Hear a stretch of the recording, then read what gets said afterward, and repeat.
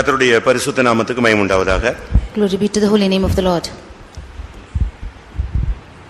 பிரசங்கியின் புஸ்தகம் 2ஆம் அதிகாரம் 25ஆம் வசனத்தை ஒரு விசைவாசி. Ecclesiastes chapter 2 verse 25. பிரசங்கியின் புஸ்தகம் 2ஆம் அதிகாரம் 25ஆம் வசனம். என்னை பார்க்கிலும் சம்பிரமமாய் சாப்பிடத்தக்கவன் யார்? என்னை பார்க்கிலும் துரிதமாய் சம்பாதிக்கத்தக்கவன் யார்? இங்கே பிரசங்கி சொல்லுகிறான், என்னை பார்க்கிலும் துரிதமாய் சம்பாதிக்கத்தக்கவன் யார்? Who can earn more than I, says the Ecclesiastes here. இன்றைக்கு உலகத்திலே பல விதங்களில் பலரும் சம்பாதிக்கிறார்கள். Today many of them are earning in this world. பல விதங்களிலே அவர்கள் சம்பாதிக்கிறார்கள். And they are earning in many ways.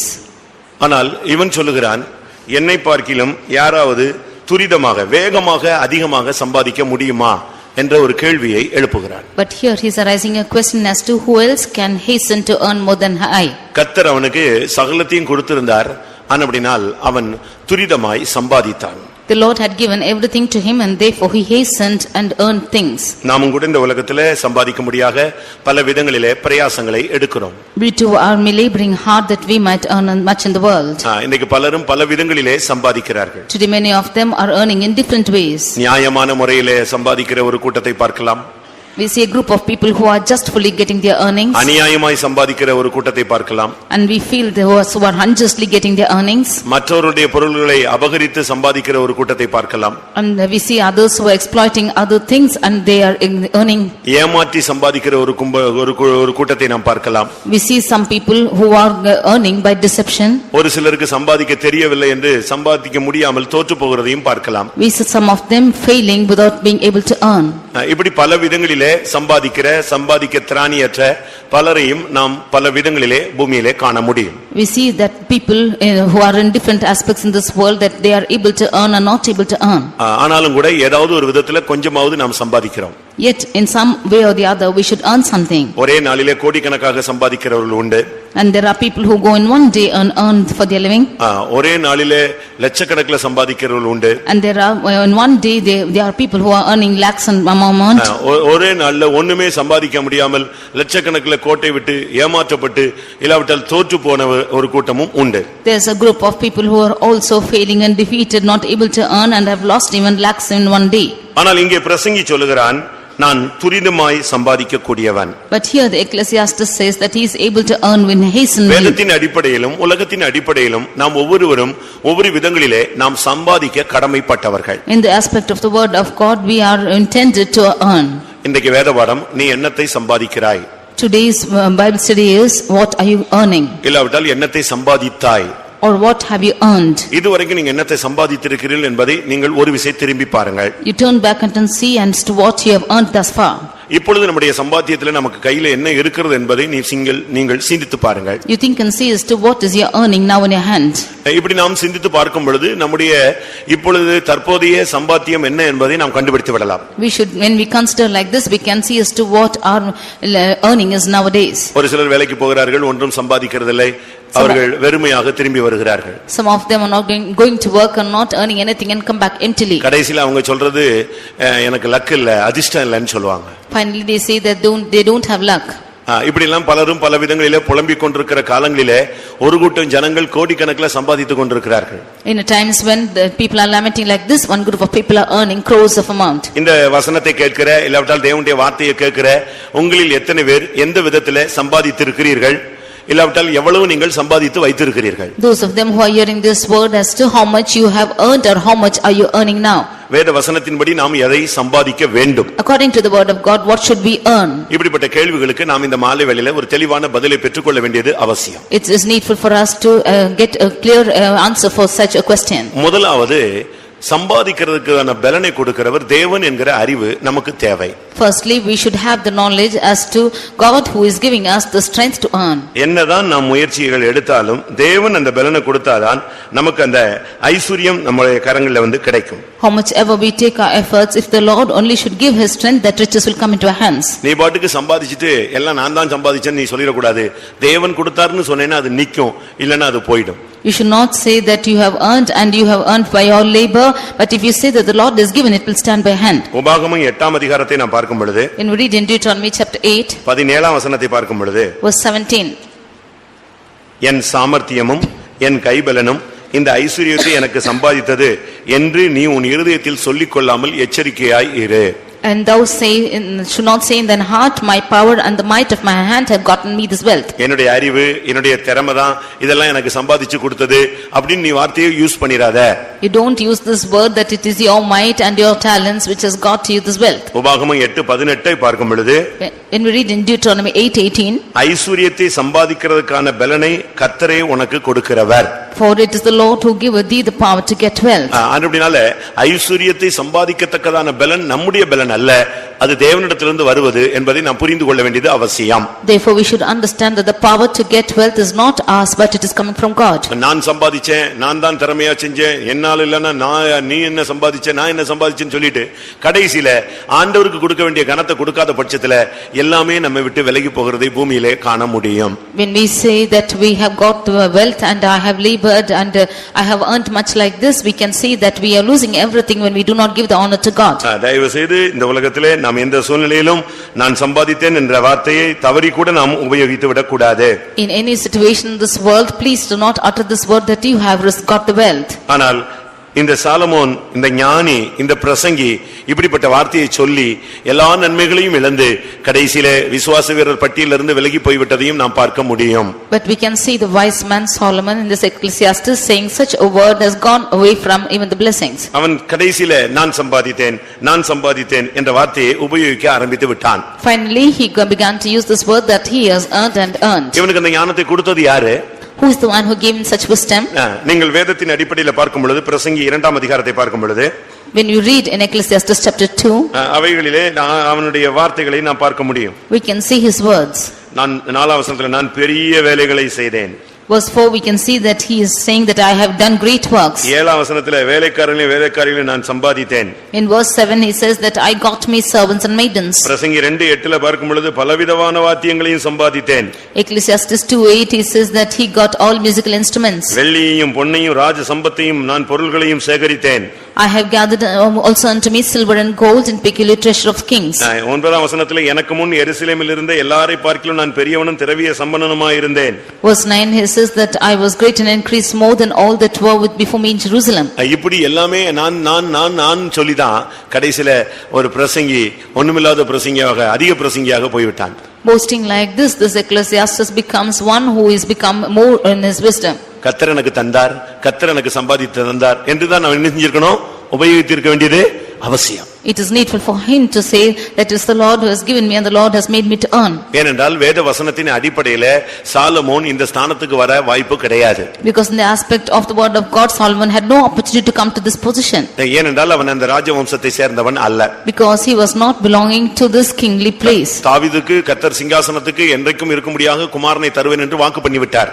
The Lord has promised David that he will give him a son without failing in his stead. அந்த ஸ்தானத்துக்கு வரும்படியாக அநேகர் போராடி கொண்டிருந்தார்கள். And many of them were striving to come to that position. அதனால நீங்க பைபிள்ல படிச்சு பாத்தீங்கன்னு சொன்னா சாலமோனுக்கு ஒரு மானியம் கொடுத்து அரண்மனையில ஒரு குவார்டர்ஸ்ல அவனை உட்கார வச்சிருந்தாங்க. Therefore when you see the word of God, you can see that Solomon was given a wages and was made him to sit in a palace. பத்சேபாளுக்கு ஒரு வீடு கொடுத்து வச்சிருந்தாங்க. For Bathsheba was given a house. சாப்பாட்டுக்கு மானியம் கொடுக்கப்பட்டது. They were given wages to eat. அவன் அந்த வீட்ல அந்த அம்மாவோடு இருந்து கொண்டே இருந்தான். And he was with his mother in that place. சாலமோனே அம்னோனுக்கோ அப்சலோமுக்கோ யாருக்குமே ஆகாது. Solomon was not liked by Amnon or Absalom. ஏன்னா அவன் சரியான விதத்துல இந்த பாதையில உள்ள வரல. Because he did not come in a right position in this place. அதோனியாக்கு இவனை பார்த்தா ஆகாது. Adonijah did not like him at all. அம்னோனுக்கு இவனை பார்த்தா ஆகாது. Amnon did not like him. அப்சலோமுக்கு இவனை பார்த்தா ஆகாது. Absalom did not like him. அவனுக்கு ஏதோ சாப்பாடு கொடுக்கறாங்க அப்படினு தான் அவங்க வச்சிருந்தாங்க. They will see as to what food they are giving to him. ஆனா கடைசில கர்த்தர் கிருபையாய் இந்த வாய்ப்பை இவனுக்கு கொடுத்தார். But lastly the Lord graciously granted him this position. இதை குறித்து அங்கே பத்சேபாள் ராஜாவினிடத்துல பேசும் பொழுது About this when Bathsheba was speaking to the king, புலம்பலோடு தான் அவன் சமூகத்துல வர்றா. she is coming only with lamentation to his presence. நீங்க திடீர்னு இறந்து போயிட்டீங்கன்னா என் கதை என்ன ஆகும்?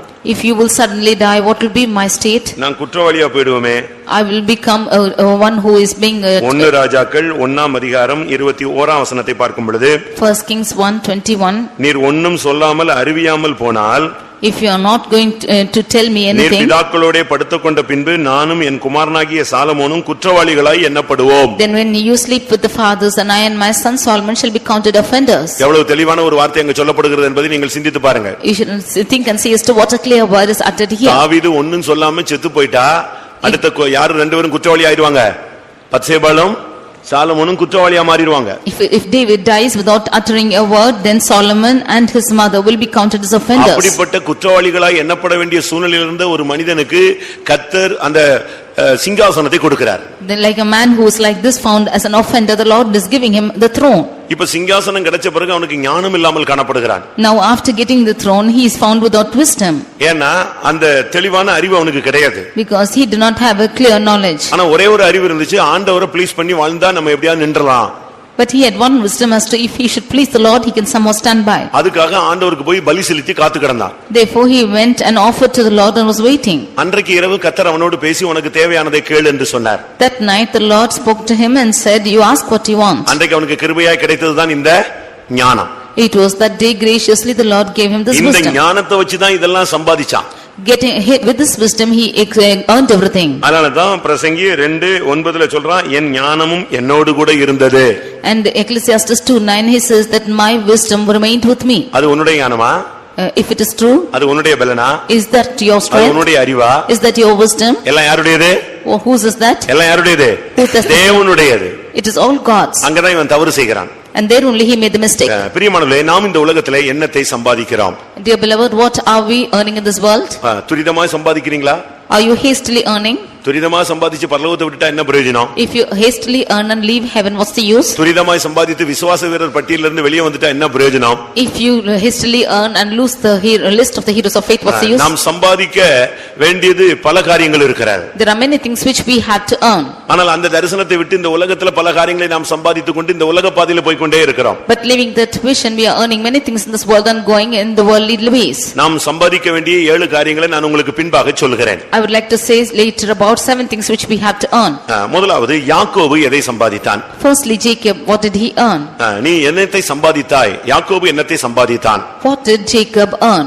இன்றைக்கு முற்பிதாக்களிலே ஒரு சிலர் கூட சில நேரங்களில் அவர்கள் பாதை மாறினதை நாம் விளங்கிக் கொள்ள முடியும். Today even the forefathers, we can see that some of their paths have been traversing. ஆதியாகமம் Genesis 30 அதிகாரம் chapter 30 26 வசனத்தை பார்க்கும் பொழுது verse 26. அவன் தான் சம்பாதித்த பெரிய சாதனைகளை சொல்லுகிறான். We see his great things which he have earned. 30:26.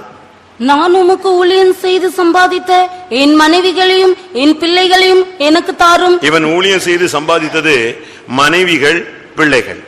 He has only served for his wives and children. இவன் இந்த உலகத்துல அவன் அதிகமாக சம்பாதித்தது மனைவிகளையும் பிள்ளைகளையும். He served hard to get wives and children. அவன் ஊழியம் செஞ்சு கடைசியில் அவனுக்கு கிடைச்ச பிரதிபலன் என்ன? சீயோன் இல்ல, எருசலேம் அல்ல. கிடைச்சது என்னது? என்ன கிடைச்சது? மனைவிகள், பிள்ளைகள். He doing the ministry, finally he got not Zion and Jerusalem but wives and children. நீங்களும் கூட இந்த உலகத்துல என்னத்தை சம்பாதிச்சிருக்கீங்கன்னு உங்களுக்கு நீங்களே கேட்டு பாருங்க. அருமையான ஒரு மனைவி, அருமையான ஒரு புருஷன், 7 பிள்ளை, 4 பிள்ளை, ஒருத்தைக்கு ஒரே பிள்ளை, இப்படி நீங்க சம்பாதிச்சு வச்சுட்டு உட்கார்ந்திருக்கலாம். You can see as to what you have earned in this world, that you have a wife or a husband or 7 or 1 children like this. ஆதியாகமம் 31 அதிகாரத்துல பார்க்கும் பொழுது, When you read in Genesis chapter 31 18 வசனத்தை பார்க்கும் பொழுது, verse 18, தான் பதான் அராமிலே சம்பாதித்த மிருக ஜீவன்களாகிய மந்தைகள் அனைத்தையும் தன் பொருள்கள் எல்லாவற்றையும் எடுத்துக்கொண்டு கானான் தேசத்தில் இருக்கிற தன் தகப்பனாகிய ஈசாக்கின் இடத்துக்கு போக புறப்பட்டான். பாத்தீங்களா? தான் பதான் அராமிலே சம்பாதித்த மிருக ஜீவன், the cattle which he has got in Padan Aram. அவன் பதான் அராமிலே சம்பாதித்தது முழுசும் மனைவிகள், பிள்ளைகள், மிருக ஜீவன்கள், மந்தைகள் தான் அவனுக்கு சம்பாதிக்க முடிஞ்சது. All what he had earned in Padan Aram was wives and children and cattle. இது பழைய ஏற்பாட்டு காலத்து பரிசுத்தவான்களுடைய தரிசனம் அப்படி இருந்தது. The vision of the Old Testament saints was like this. அவர்கள் எழுத்துக்குரியவர்கள், They were literal, ஆனால் நாம் ஆவிக்குரியவர்கள். and we are spiritual. அதுக்காக மனைவி வேண்டாம், பிள்ளை வேண்டாம், குடும்பம் வேண்டாம் நாம் பிரசங்கிக்க வரவில்லை. I do not want to come and preach us to, we do not want wife or children or families. ஆனா ஒரு குடும்பமா இருந்துகிட்டு இதிலேயே நம்முடைய கவனத்தை செலுத்தி மகிமையின் தரிசனத்தை நாம் விட்டுவிடக் கூடாது. But being in a family like this, giving more importance to this, we should not live a glorious vision. அவன் மனைவிகளையும் பிள்ளைகளையும் சம்பாதித்தான். He earned his wife and children. இதனுடைய சரியான அர்த்தம் என்ன? ஆவிக்குரிய தன்மை என்ன? What is the right spiritual meaning of this? முதலாம் ராஜாக்கள் 11ஆம் அதிகாரம் 3ஆம் வசனத்திலே அவன் அதிகமான மனைவிகளை சம்பாதித்தான், அவர்கள் அவனுடைய இருதயத்தை வலிவி போக பண்ணினார்கள். First Kings 11:1 we see that he earned more of his wives and they made his heart to waver. 1 ராஜாக்கள் 11:3 நாம் இதை பார்க்க முடியும். First Kings 11:3 we can say. அவனுடைய சம்பாத்தியத்திலே அவனுக்கு கிடைச்சது, சாலமோனுக்கு கிடைச்சது என்ன? And what was the earning of Solomon? 1000 மறுமனையாட்டிகள். It was 1000 concubines. அதாவது மனைவிகளை சம்பாதிச்சான்னா பலவீனத்தை அதிகமா சம்பாதிச்சிருக்கான். And more than he was earning more of his wives, that is weakness. அழிந்து போகிற தன்மையை நாம் அதிகமா இந்த உலகத்திலே சம்பாதித்து எந்த விதமான பயனும் கிடையாது. There is no use for us to earn perishable things of this world in this world. இன்னைக்கு நாம் இந்த உலகத்திலே என்னத்தை சம்பாதித்து வைத்திருக்கிறோம்? What have we earned in this world today? நீங்க சரியான விதத்துல நீங்க சிந்தித்து பாருங்க. You think of this rightly? உங்களுடைய சம்பாத்தியத்திலே வந்ததான வருமானங்கள் எந்த தன்மை உள்ளது? What is the tendency of the earning you earn? தேவன் அதை கொடுத்தாரா இல்ல நீயே அதை சம்பாதித்தேன் என்று உனக்கு பெருமை இருக்கிறதா? Has the Lord given to you, or do you have the pride that you have achieved it? Solomon ஒரு தொங்கு தோட்டத்தை நேபுகாத்நேச்சார் ஒரு தொங்கு தோட்டத்தை கட்டினான். We see that Nebuchadnezzar built hanging gardens. கட்டி முடித்த உடனே அவன் சொன்ன வார்த்தை என்ன?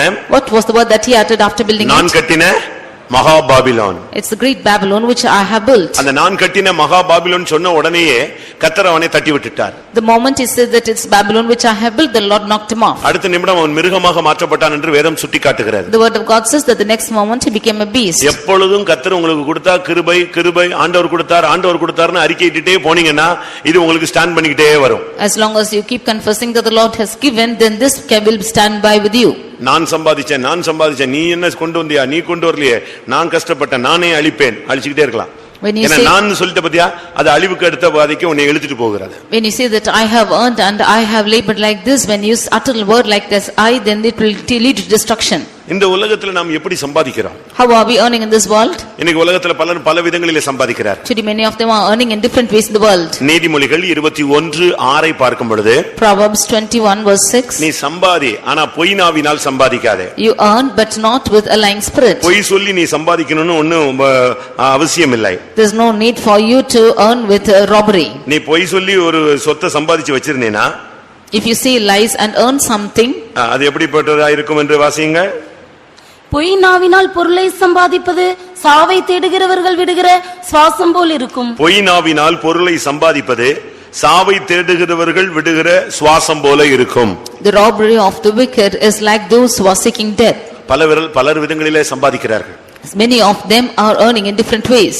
சகோதரன் ஏவிஎம் ராஜன் அவர்கள் இந்த மார்க்கத்துக்குள்ளே வந்தபோது, when brother AVM Rajan came into this religion, ஒரு நாள் பாஸ்டர் எஸ்பி ஆனஸ்ட் அவர்களிடத்தில் வந்து ஒரு குறிக்கப்பட்ட தொகையை காணிக்கையாக கொடுத்தார். And once Pastor S.B. Ernest gave a particular place for as an offering. உடனே பாஸ்டர் ஆனஸ்ட் அதை வாங்கவில்லை. Immediately Pastor Ernest did not get it. இது எப்படி வந்த பணம் என்று கேட்டார். He asked us to how this money came. திரைப்பட துறையில சம்பாதித்ததுன்னு சொன்னார். This the money earned from films, he said. அப்படி சம்பாதிச்ச பணம் காணிக்கையாக வேண்டாம். Do not give such earning as an offering, he said.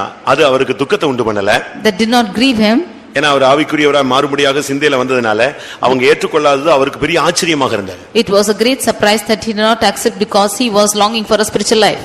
ஏனென்றால் மத்த சபைக்காரன்லாம் எவ்வளவு கொடுத்தாலும் வாங்குறதுக்கு ரெடியா இருக்கும்போது இவங்க கொடுத்த இவ்வளவு பெரிய அமௌண்ட்டை வேண்டான்னு சொல்றாங்களே, அப்படியானாலும் இவங்க பணத்தை வெறுத்தவர்கள்னு சொல்லி அவர் சாட்சி கொடுத்தார். When other church members are receiving money in any kind, when these people are not receiving, this means they have hated money. இன்னைக்கு உலகத்துல என்ன பழமொழி? Today what do we need the word money in this world? உலகத்துல என்ன பழமொழின்னு சொன்னேன். What is the proverb in the world? என்ன பழமொழி? நீ எங்க போனாலும் மேய்ஞ்சிட்டு வரலாம், ஆனா இங்க வந்து என்ன செய்யணும்? பால் கறக்கணுமா? You can go graze anywhere but come and milk out here. மாடு எங்கயாவது போய் எவன் வீட்லயாவது தின்னு சாப்பிட்டு அப்படியே எல்லா தோட்டத்தையும் காலி பண்ணிட்டு, ஆனா பால் கறக்கிறதுக்கு எங்க வந்துரும்? வீட்டுக்கு வந்துரும். The cow will go and graze anywhere in the world and it will come back home to give its milk. அதுபோல ஒரு சிலர்லாம் சபையில நீ எப்படி சம்பாதிக்கிற, எப்படி வந்துச்சு, என்ன பணம், என்ன ஒண்ணுமே கேட்கறது இல்ல. அவன் எங்கேயோ போய் என்னெல்லாமோ பண்ணிட்டு வந்துருவான். ஆனா அப்படி நாம காணிக்கை செலுத்த கூடாது, அப்படி சம்பாதிக்கவும் கூடாது. Some of them in the churches, they do not know as to how they are going and earning and how they are earning money, but we should not earn like that nor neither offer like that. வேசியின் பணயமும் நாயின் கிரயமும் தேவனுடைய சமூகத்துக்கு என்ன செய்ய கூடாது? வரக்கூடாது. The money of the harlot and the wages of the dog should not come to the presence of God. பொய் நாவினால் சம்பாதிச்சு அதுல நீங்க காணிக்க கொடுக்கிறது, அதுல நீங்க ஊழியம் செய்யறது, அதுல நீங்க விருத்தி அடையணும்னு ட்ரை பண்றது சாகிறவன் விடுகிற சுவாசம் போல இருக்கும். அந்த கடைசி நேரத்துல லாஸ்ட் பிரீத்திங் இருக்க, அதுதான் அது. Getting the treasures by a lying tongue is vanity, which is like the breath of the one who is seeking for death. Solomon ஒரு பெரிய ஞானி. And Solomon was a great wise person. ஆனா அவன் பயங்கரமா சம்பாதிச்சுக்கிட்டே இருந்தான். But he kept on earning. அவனுக்கு வருஷம் ஒரு குறிக்கப்பட்ட இடத்துல இருந்து பொன் வந்துகிட்டே இருக்கும். And there will be gold which is coming from a particular place every year. அவனுக்கு பொன்னுடைய அளவு என்ன? What is the weight of the gold which came for him? ஒரு குறிக்கப்பட்ட இடத்துல இருந்து அவனுக்கு இவன் சம்பாதிக்கிறதுல ஒரு குறிக்கப்பட்ட இடத்துல இருந்து ஒரு குறிக்கப்பட்ட டயத்துக்கு பொன் வரும். தங்கம் வருகிறது. From a particular place, in a particular period of time, he will get the gold every year. எவ்வளவு தாலந்து பொன் வந்துச்சு? How many talents was brought? சொல்லுங்க. என்னது? சொல்லுங்க. 600. வேற? 666. 666. எப்படி இருக்கும்?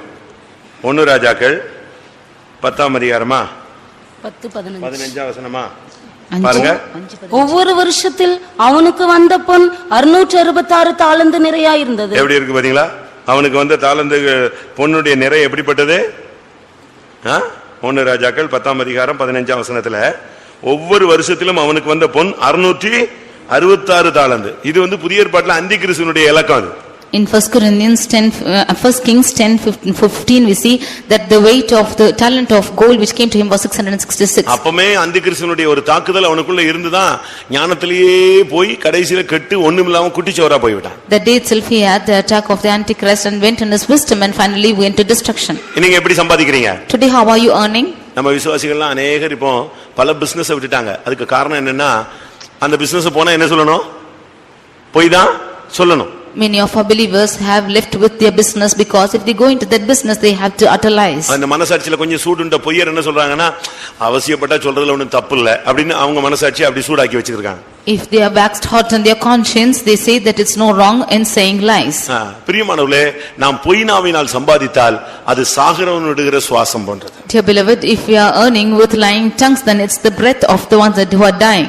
கர்த்தருடைய பரிசுத்த நாமத்துக்கு மகிமை உண்டாவதாக. Glory be to the holy name of the Lord. இதே பிரசங்கியில நாம் பார்க்கும் பொழுது in the same Ecclesiastes 2ஆம் அதிகாரம் 7ஆம் வசனத்துல அவன் வேலைக்காரர்கள் வேலையாட்கள் எல்லாம் சம்பாதிச்சேன்னு சொல்றான். Chapter 2 verse 7 he says that he has got his servants and maidens. அவனுக்கு எல்லாத்துக்கும் வேலையாள் தான். And if he had servants for everything. எது செய்யணும்னாலும் வேலையாள் தான். For everything he had servants. சேபா ராஜஸ்திரீ அவனுடைய ஒழுங்குமுறைகளையும் அவனுடைய வேலையாட்களையும் பார்த்து அசந்து போய்விட்டார். The Queen Sheba, she came and she saw his orders and his servants and she was amazed. எல்லாத்துக்கும் வேலையாள். Everything he had servants. அவன்ட்ட கணக்கு வழக்கில்லாத வேலையாட்களை வச்சிருந்தான். He had servants without number. அந்த அளவு வேலையாட்கள். இப்ப நம்ம கூட அப்படிதான் வச்சிருக்கிறோம். ஒவ்வொன்றுக்கும் வேலையாள். Even we too have kept servants like this. துணி துவைக்க வேலையாள்.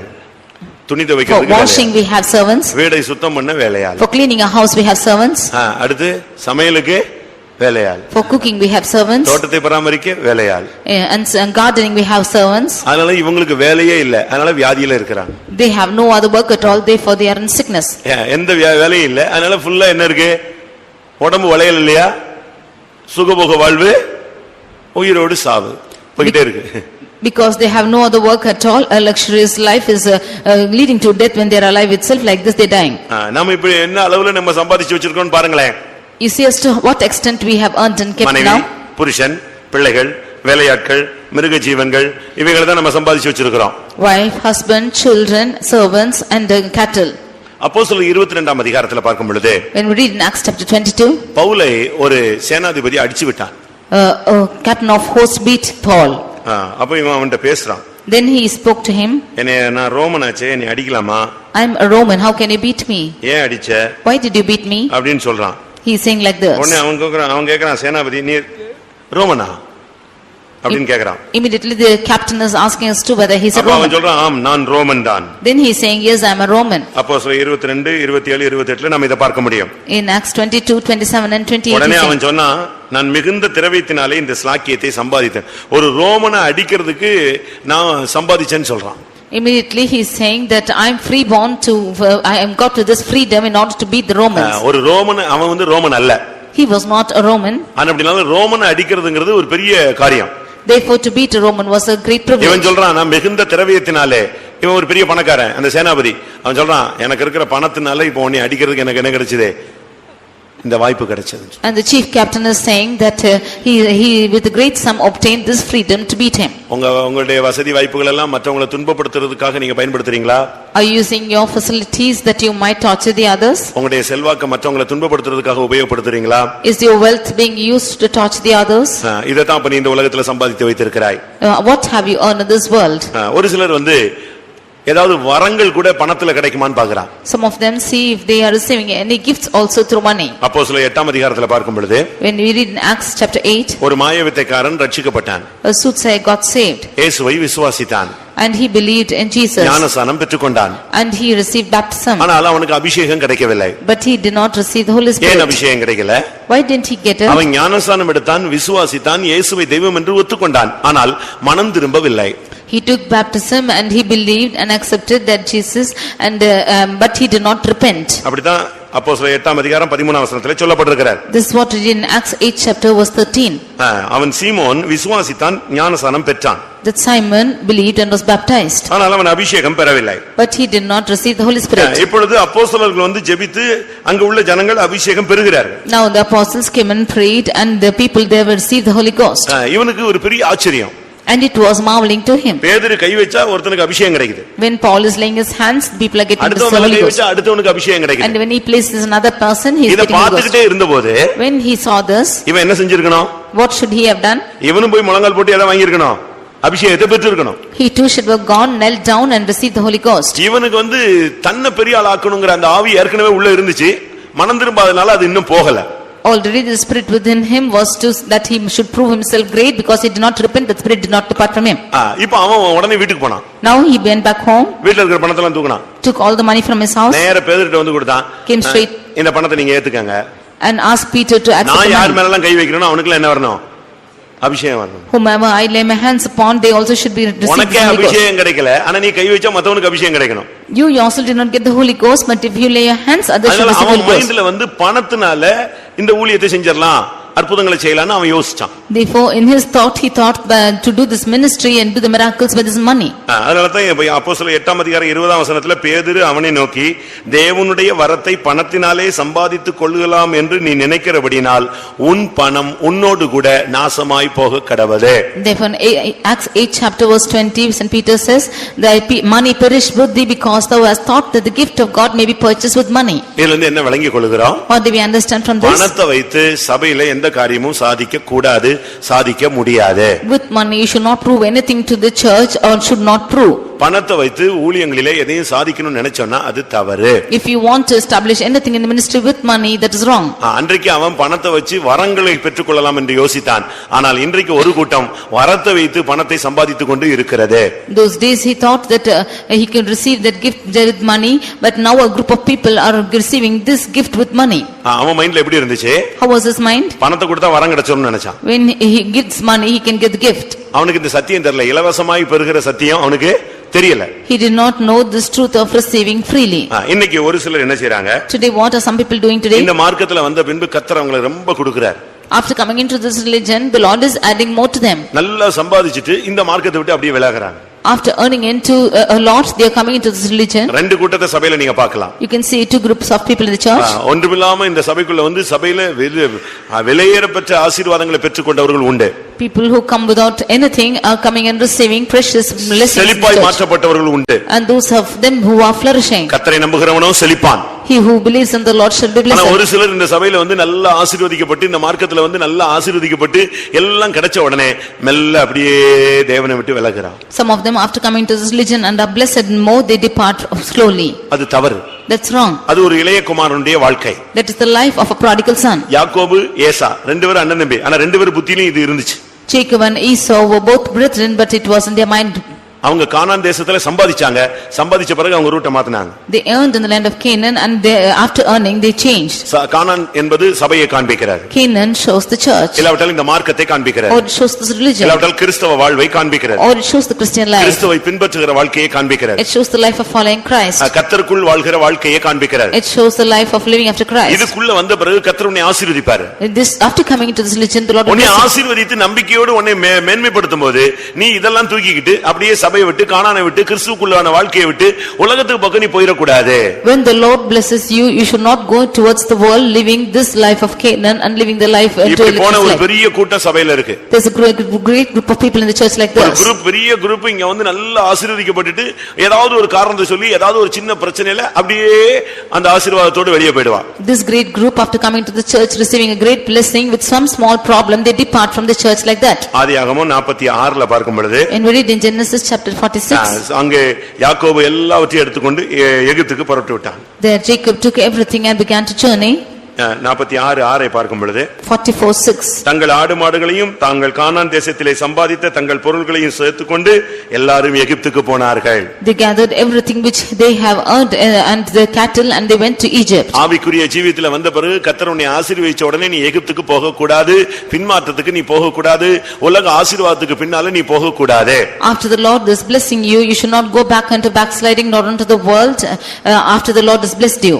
ஆதியாகமம் 36:6 பார்க்கும் பொழுது Genesis 36:6. அங்கே ஏசா கானான் தேசத்திலே சம்பாதித்த எல்லாவற்றையும் எடுத்துக்கொண்டு அவன் வேற தேசத்துக்கு போய்விட்டான். What the Esau had earned in the land of Canaan, he went to another place. 36:6 ஏசா, 46:6 யாக்கோபு. 36:6 is Esau and 46:6 is Jacob. ரெண்டு இடத்துலயும் நீங்க பாத்தீங்கன்னா அண்ணனும் தம்பியும் கானான் தேசத்துல வந்த பிறகு ஒண்ணுமில்லாம வந்து வெறும் கோலும் தடியுமாய் வந்து அவங்க கோடி கணக்குல சம்பாதிச்சுட்டு அப்படியே பின்மாற்றி போய் அந்த உலக ஆசீர்வாதங்களை மூழ்கி விடுவது. We see that the brethren were blessed like this and he became without anything in his hand, but the Lord had blessed him twofold and got him crores of amount and went and lost everything. சம்பாதிச்ச உடனே நமக்கு பெருமை வருது. And after he has earned, pride came into him. சபையில 4 பேர் உன்னை மதிக்கிறான். So 4 of them are respecting in the church. கர்த்தர் தான் அந்த இதை கொடுத்தாருன்னு உனக்கு நம்பிக்கை வேணும். You should have the hope that Lord has given you. இப்ப சபையில யாராவது அடுத்த ஒரு ஆட்சி இல்லாவிட்டால் அடுத்து யாராவது ஒரு புதிய ஆள் மாறி வரும்போது சில நடத்திப்புகள்ல வித்தியாசம் வரும் பொழுது நீங்க இதை சாக்கா வைத்துக்கொண்டு கர்த்தர் கொடுத்த ஆசீர்வாதத்தை எடுத்துட்டு நீங்க உலகத்தின் பக்கமா நீங்கள் போக கூடாது. In the next rule or next leadership, when there is some change taking place in you, you should not take this wealth and go back into the world. பட்டினியோ பரிபூர்ணமோ, Whether it is hunger or ஆல்வோ fullness. சாவோ, நீ சபைக்குள்ள கர்த்தருக்குள்ள கிறிஸ்துவின் அன்பில நீ நிற்க பழக வேண்டும். Whether it is life or death, you should learn to stand in the love of Christ in the church. அந்த இளைய குமாரனை போல தகப்பன் வீட்ல இருந்து ஒரு வளர்ச்சி வரைக்கும் அமைதியா இருந்துட்டு எல்லாத்தையும் மொத்தமா வாரிட்டு கிளம்பி போனேன்னா முடிவு என்ன? முடிவு என்ன? What is the end? பன்றி கூட தான் வாழ்க்கை நடத்த வேண்டும். What is the end if you should go with like the prodigal son, after being grown up with all your wealth, then you should land up with the swine. உன்னை ஆசீர்வதிப்பதின் நோக்கம் என்ன? What is the plan for God blessing உன்னை you? உயர்த்துவதின் நோக்கம் என்ன? What is the use of exalting உன்னை you? தேவன் கனப்படுத்துகிற நோக்கம் என்ன? What is the use of God exalting you? நீ இந்த ஜனங்களுக்கு இல்லாவிட்ட சபைக்கு இல்லாவிட்ட அந்த மார்க்கத்துக்கு நீ ஒரு சாட்சியாய் ஒளியாய் ஒரு ஆசீர்வாதமாய் பிரயோஜனமாய் இருப்பாய் என்கிற ஒரு பெரிய நம்பிக்கை தான். That you might be a blessing, a light and some useful person in the church. தேவனுடைய எதிர்பார்ப்பு, நம்பிக்கை, அவருடைய கனவு, தரிசனம், அவருடைய திட்டம் எல்லாத்தையும் நொறுக்கி போட்டுட்டு நீ போனா கர்த்தர் அதை கவனத்திலே வைத்துக் கொள்வார். If you should destroy the plan of God, the vision of God, and if you should go by your side, then the Lord will account for you and bring you to destruction. யாக்கோபு தான் சம்பாதித்ததெல்லாம் யோசேப்புக்கு கொடுத்தான். What Jacob earned, he gave to Joseph. அவனுக்கு எதெல்லாம் அவன் தனித்து நின்னு சம்பாதிச்சானோ அது அவ்வளத்தையும் யோசேப்புக்கு கொடுத்தான். All what he strived hard and earned, he gave to Joseph. நாம் பார்க்கலாம். ஆதியாகமம் 48:22 பார்க்கும் பொழுது when we read in Genesis chapter 48 verse 22, அங்க என்ன சொல்லப்பட்டிருக்கிறது? what is said there? தான் வாசிங்க. உன் சகோதரருக்கு கொடுத்ததை பார்க்கிலும் நான் என் பட்டயத்தாலும் என் வில்லினாலும் எமோரியர் கையிலிருந்து சம்பாதித்த ஒரு நிலத்தை உனக்கு அதிகமான பங்காக கொடுத்தேன். அதிகமான பங்காய் அவன் யோசேப்புக்கு கொடுத்தான். And he gave an extra portion to Joseph. அதுதான் ஒரு தகப்பனுடைய சிந்தை. That is the mind of the father. அதாவது இது எதை காண்பிக்கிறது? What does this show? நம்முடைய சம்பாத்தியம் முழுவதும் யோசேப்புக்கு போய் சேரணும். அதிகமான பங்கு யோசேப்பிட்ட போய் சேரணும். Most of our earnings should go to Joseph. யோசேப்பு கிறிஸ்துவுக்கு முன் அடையாளமான ஒரு நபர். Joseph is a forerunner of Christ. நாம் நம்முடைய தேவனுக்கு நாம் நம்முடைய சம்பாத்தியத்துல அதிகமானதை தேவனுக்கு கொடுக்க வேண்டும். The more of our earnings should go to God. இயேசுவும் கூட இந்த உலகத்துல சில காரியங்களை சம்பாதித்தார். Even Jesus earned certain things in this earth. எதை சம்பாதிச்சாரு? What did he earn? இயேசு இந்த உலகத்துல என்ன சம்பாதிச்சாரு? What did Jesus earn in this world? இந்த உலகத்துல வந்தாரே, அவரும் கூட வேலை செஞ்சாரு, பாடுபட்டாரு, எல்லாம் செஞ்சாரு. அவர் சம்பாதித்தது என்ன? அப்போஸ்தலர் 20:28 படி, according to Acts 20:28, what did Jesus earn? தன்னுடைய சுய இரத்தத்தினாலே சம்பாதிக்கப்பட்ட சபை. His own church which he has earned by his அவர் இந்த own உலகத்துல blood. வந்து சம்பாதித்தது சபை. The thing which he earned in this world is the church. நீங்க கூட சில நேரத்துல சொல்லுவீங்க, ரத்தம் சிந்தி நான் சம்பாதிச்ச வீடு. You might also say that you have shed blood and earned this house. உங்க அப்பா ஒண்ணும் கொடுக்கல. Not your father gave. நான் ரத்தம் சிந்தி சம்பாதிச்சதான கடை. But I have shed my blood and earned this shop. அது உண்மை. That's true. ஆனா நீ ரத்தம் சிந்தி சம்பாதிச்சதெல்லாம் மனைவி, பிள்ளை, வீடு, வாசல், காரு, நிலம், ஆஸ்தி, ஐஸ்வர்யம் தான். ஆனா இயேசு ரத்தம் சிந்தி சம்பாதித்தது என்னது? சபை. You shedding your blood, you have earned your wife, your children, your house and your land and so on. But what Jesus has earned is the church. 74 சங்கீதம் 2 வசனத்தை சொல்லி இருக்கு, நீர் பூர்வ காலத்தில் சம்பாதித்த சபை என்று சொல்லி இருக்கிறார். 74th Psalm verse 2, we see that is the church which you have earned in four place. நீங்க இந்த உலகத்துல வந்து டெய்லி காலையில போறீங்க, சாயங்காலம் வரீங்க, எவ்வளவு தூரம் பயணப்படுறீங்க, சாப்பிடாம போறீங்க, பலவீனப்படுறீங்க, அலையுறீங்க, கஷ்டப்படுறீங்க, விழிச்சிருக்கிறீங்க. இவ்வளவு நீங்க செஞ்சு சம்பாதிச்சது என்ன? You are going every day for your work, you are suffering hard and you are laboring much and having, in spite of all this, what is the thing that you earned? மற்றவங்களை அடிக்கக்கூடிய சம்பாத்தியம் உனக்கு இருக்கா? Do you have the earning that others will perish? இல்ல விட்ட வேலையாட்கள் எல்லாம் சம்பாதிச்சு வச்சிருக்கீங்களா? Or have you earned servants? இல்ல மனைவி, பிள்ளைகள், வீடு, வாசல், இவ்வளவுதாங்க, இதுதான் நான் இவ்வளவு நாள் கஷ்டப்பட்டு எனக்கு கிடைச்சது இவ்வளவுதான் அப்படின்னு சொல்றீங்களா? Or do you say that you have earned wife, children and your house and lands? நீங்களே யோசிச்சு பாருங்க. You just think and say. நாம் சம்பாதிக்க வேண்டிய சில காரியங்கள். There are certain things which we have to earn. கர்த்தர் வந்து மனைவி, புருஷன், பிள்ளை, வீடு, வசதி இதெல்லாம் உனக்கு தருவார். God will give you a wife, a husband or children or land and facilities, everything he will give. மனைவியை தேடாதே, அவரே அழகா தேடி கொடுப்பார். Don't seek for wife, he will seek for you. கர்த்தரே எல்லாம் செய்வார். The Lord will do it. முதலாவது தேவனுடைய ராஜ்யத்தை தேடுங்கள், இவைகள் எல்லாம் என்ன செய்யும்? இவைகள் எல்லாம் கூட கொடுக்கப்படும். Seek ye first the kingdom of God and everything shall be added to you. ஆனா நம்ம சம்பாதிக்க வேண்டியது என்ன? But what is the thing which we should earn? நீதிமொழிகள் 3ஆம் அதிகாரம் Proverbs chapter 3 13ஆம் வசனத்தை பார்க்கும் பொழுது, verse 13. 3:13 ஞானத்தை கண்டடைகிற மனுஷனும் புத்தியை சம்பாதிக்கிற மனுஷனும் பாக்கியவான்கள். புத்தியை சம்பாதிக்கிற மனுஷன் பாக்கியவான். Happy is the man that forgetteth understanding. முதலாவது நாம் ஒரு ஆவிக்குரிய சபைக்குள்ள வந்துட்ட பிறகு, ஞானசானம் பெற்று பரிசுத்த ஆவி பெற்ற பின்பு நாம் சம்பாதிக்க வேண்டிய முக்கியமான தன்மை என்னன்னா, ஃபர்ஸ்ட் புத்தி. After taking the baptism and the Holy Spirit, the first thing what we have to earn is understanding. புத்தி எப்படி வரும்? How will understanding come? யோபு 28:28 பார்க்கும் பொழுது, Job 28:28. அங்க என்ன சொல்லி இருக்கிறது? What is said there? பொல்லாப்பை விட்டு விலகுவதே புத்தி. To depart from evil is understanding. இந்த உலகத்துல வந்த பின்பு, இந்த மார்க்கத்துல வந்த பிறகு முதலாவது பொல்லாப்பை விட்டு விலகணும். அது ஒரு பெரிய சம்பாத்தியம். After coming into this religion, firstly we should depart from evil. நமக்குள்ள இருக்கிற இந்த உலக பிரகாரமான தொடர்புகள் எல்லாம் துண்டிக்கணும். All our earthly connections should be dropped off. பொல்லாங்காய் தோன்றுகிற எல்லாவற்றையும் விட்டு விலகுங்க. We should depart from everything which seems to be evil. இதைத்தான் நம்ம சபையில என்ன சொல்லி கொடுக்கிறோம்னா, வேறுபாட்டின் ஜீவியம்னு சொல்லுகிறோம். That is why in our church we say the life of separation. பேதுரு பிரசங்கம் பண்ணி முடித்த உடனே ஜனங்கள் ஞானஸ்நானத்துக்கு வந்து நிக்கறாங்க. When Peter being finished his preaching, people came for baptism. இப்போ நாங்க என்ன செய்யணும்னு கேக்குறாங்க. They asked us to what we should do. First சொல்லப்பட்ட வார்த்தை என்ன தெரியுமா? மாறுபாடான இந்த உலகத்தின் மாறுபாடான இந்த சந்ததியை விட்டு விலகி உங்களை ரட்சித்துக் கொள்ளுங்கள். You set you out from this untoward generation and save yourselves. முதலாவது நீ உனக்கு தேவை, நீ சம்பாதிக்க வேண்டியது புத்தி. Firstly you should earn understanding. புத்தின்னு சொன்னா படிப்புல வர்றதல்ல. This understanding is not coming from studying. நீ ஒரு ஸ்கூல்ல போய் படிச்சிட்டு வர்றது புத்தி அல்ல. Going to school and studying is not understanding. இது வந்து வாழ்க்கையில படிக்கிறதுக்கு முன்பாக, படிச்ச பின்பு வாழ்க்கை முழுவதும் இருக்க வேண்டிய ஒரு தன்மை, பொல்லாப்பை விட்டு விலகணும். This is the aspect which you should have before and after learning is how அதனாலதான் the அதே life is evil. நீதிமொழிகள்ல சொல்லி இருக்கிறது என்னத்தை சம்பாதிச்சாலும் புத்தியை சம்பாதி. Therefore it is said that whatever you should earn, you வீடு earn வாசல் wisdom. காரு எல்லாம் நீ சம்பாதிச்சு வை, கரெக்ட். ஆனா என்னத்தை சம்பாதிச்சாலும் சம்பாதிச்சுக்கோ, ஆனா புத்தியை சம்பாதின்னு சொல்றாரு. It is good you have earned everything, house and lands, but whatever you earn, you earn understanding.